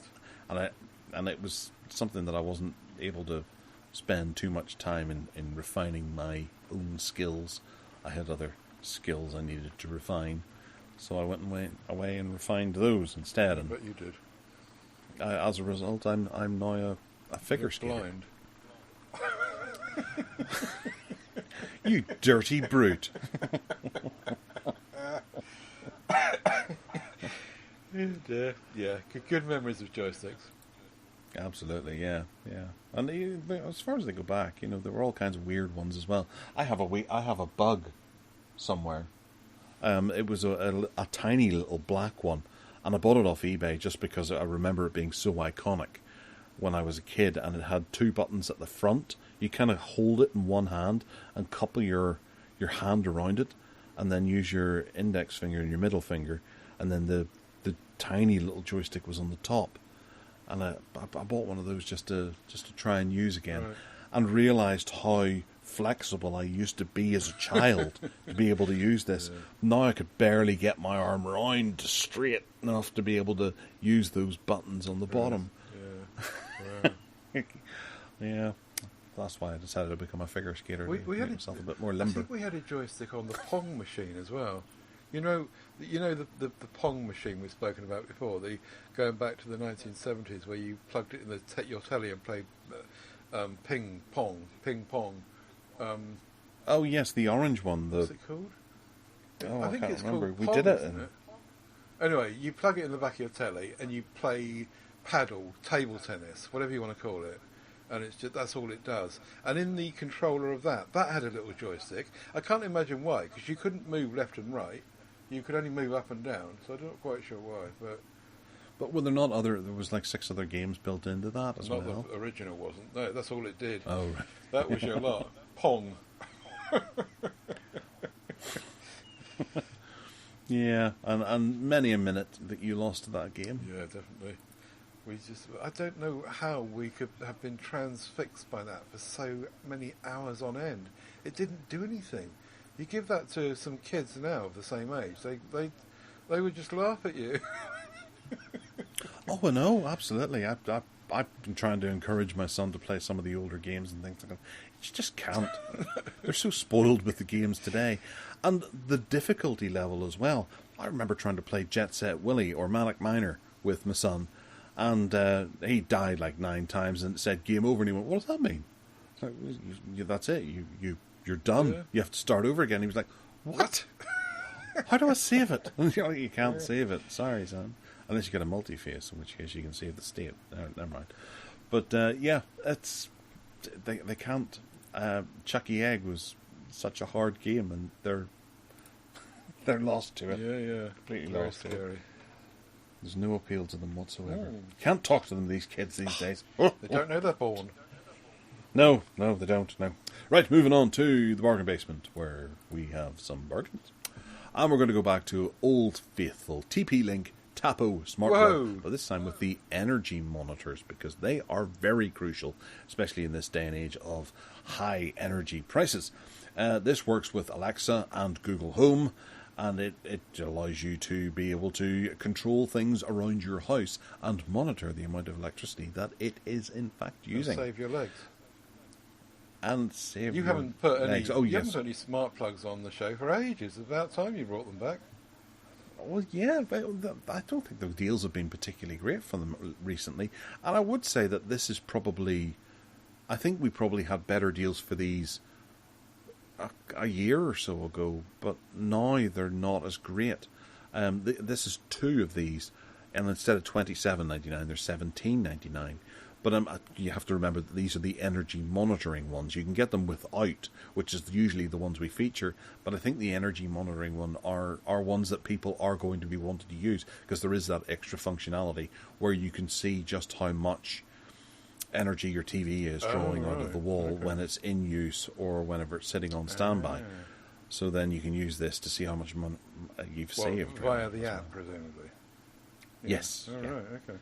Tremendously handy. I do have 2 energy monitoring ones, and I have used them in various different guises, even just to work out how much energy something is pulling out of the wall. Yeah. And that's one of the main reasons why I'm now trying to turn my computer off a bit more often and use this Synology, which is a very low power device, to run my Plex It would be server. really interesting to stick one of those in the wall when I turn on my air conditioning unit, because I'm not really that clear about how much that's using, and I just kind of roll the dice and hope that electric bill's not too much. But it'd be interesting to see. Yeah. Well, you just use your solar panels and your Jackery, and then you charge up the Jackery, and whenever it's too hot... Imagine running the air conditioning unit off of one of those things. I wonder how long it would last. Yeah. Steve will send his to you and let you test. Well, that's a good idea. The Rode Podcaster is my dynamic USB microphone, which I speak to you on now. Hello!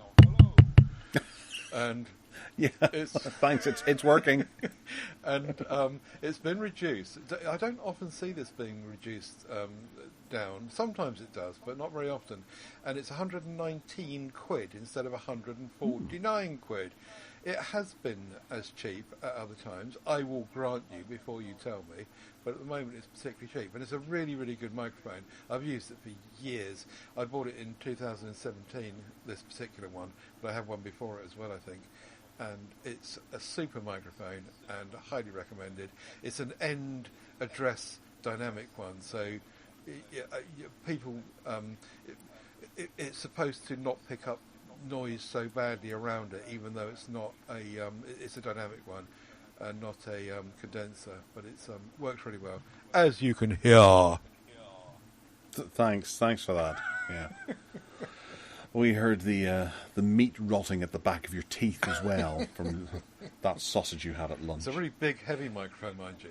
You need I've got it on a Samsung stand, but it wouldn't. It's a bit of a lump. The same could be said about you, Mr. Sim.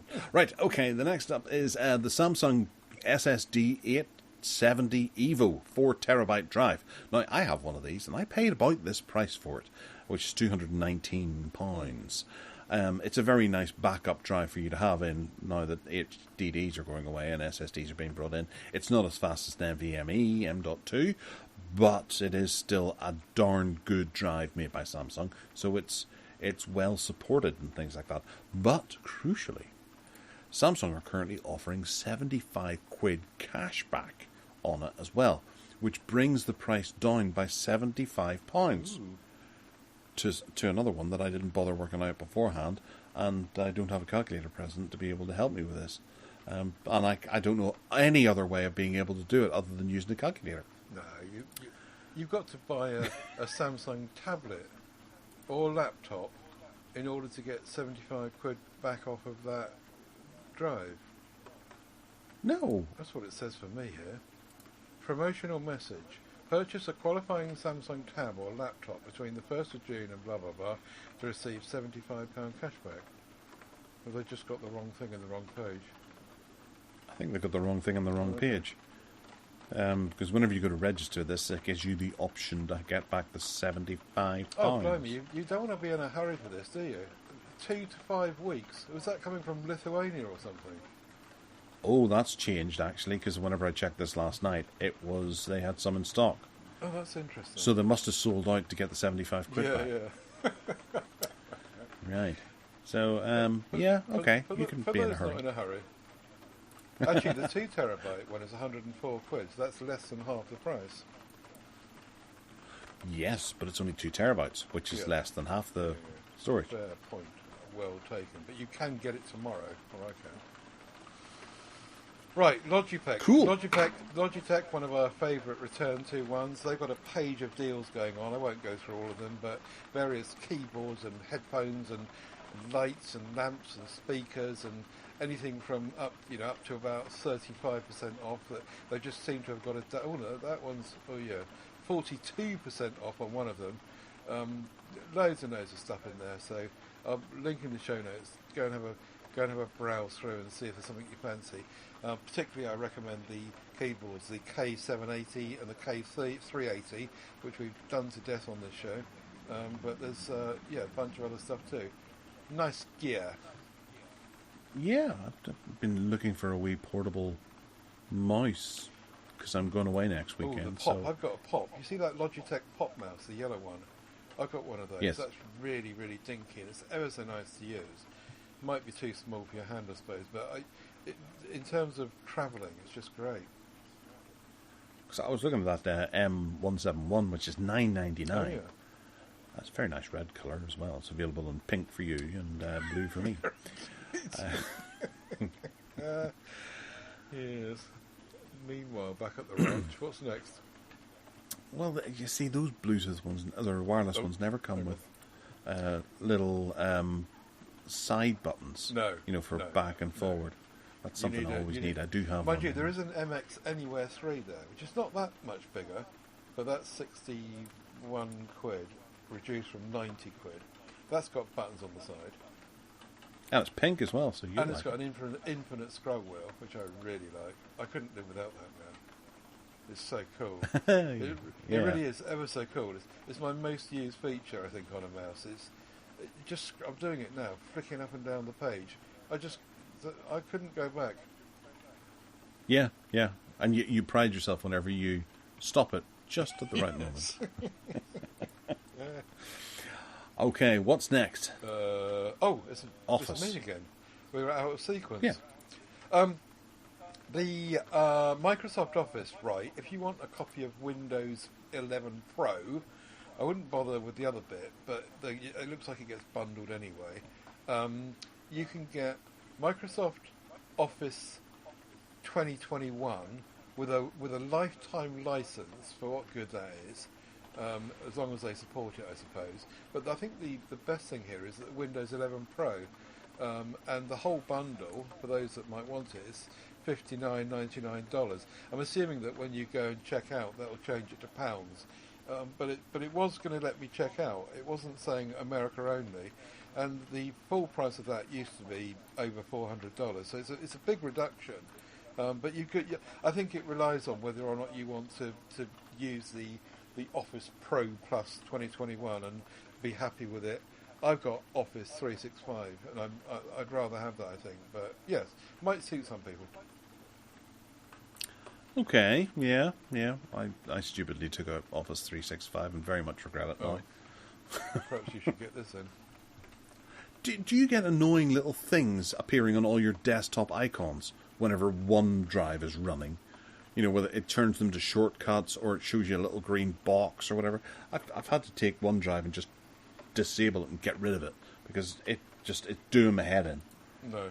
One day I'll sit down and all of a sudden all my shortcuts will be, desktop shortcuts will be shortcuts to shortcuts. That doesn't happen to me, no. Yeah, it will one day. Though. My concern about the Pro Plus, though, if you ditch Office 365 and go into Pro Plus, is it's the 2021 version, but presumably at some point in the future, even though you've got lifetime use of it, they'll stop supporting it and sending out updates to it, and so you won't have the benefits of Office 365, which is on the fly, updated every month on Update Tuesday. Woo! Yeah, there's plenty of other options available from Microsoft Office. Yes, indeed. Oh, it's me Next again. up. We're completely out of sequence. Right, the Motorola Edge 30 Ultra, 256GB, 12GB, which they all are, I think. Reduced. I've never seen it this low before. £629. We've seen it at £649 quite a lot of times. Reduced from £749, £100 off quite often, but this is £629. Absolute bargain, and it's a cracking phone. I've got one here, a PR loan from Motorola UK, and it's just lovely. So £629. Well, £629.98 actually. Cracking phone. Yes, you'll have to act quick. They've only got 6 left in stock. Yes, I like this story. Oh, look, it's your turn. We're back in sequence. Wow, I gotta go. Well, this is just a quickie because I have one lying on the ground over there, which I'm not using at the moment, and I thought I'd have a look and see if I could get a better one. But whilst I was looking for a better one, I found this.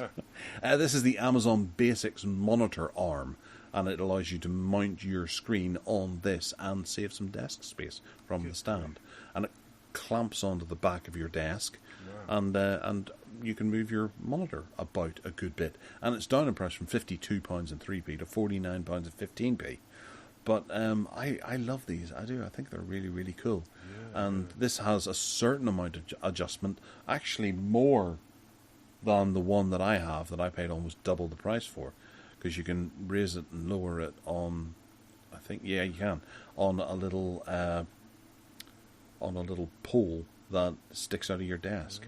I will say that the actual platform that it connects to your desk is a wee bit larger than the one I have, but I gladly sacrifice that for being able to raise and lower this. So if you have, say, another monitor as well, you can actually have it in below this monitor and have two together, which is cool. What I was looking to do. Very nice. It'd been really nice for them to move the monitor around. I do agree. Yeah. I like these arms. I think they're pretty useful. But whenever you do an upgrade, you have to factor them in because I'm looking for another one because the actual mount on the back of the arm that I use doesn't fit the back of the screen, and I'll have to either file off the edges of the one that I had, or look for a new one. And I haven't quite decided what I'm going to do yet. Righto then. Nice idea though. I quite fancy that myself. Except I've got a giant monitor and a not very stable desk. It'll probably pull it over. Yes, make sure your desk is stable. Yeah. Put it against the wall. Yeah. Very nice. Yeah. Right. Well, that about brings us to the end of the show. Holy crap, it's 2 hours and 18 minutes long so far. That's you whittering on over and over again with all your darn deals. Nobody will be listening anymore. we can swear at them all now. Well, Big jobs. Will, yeah.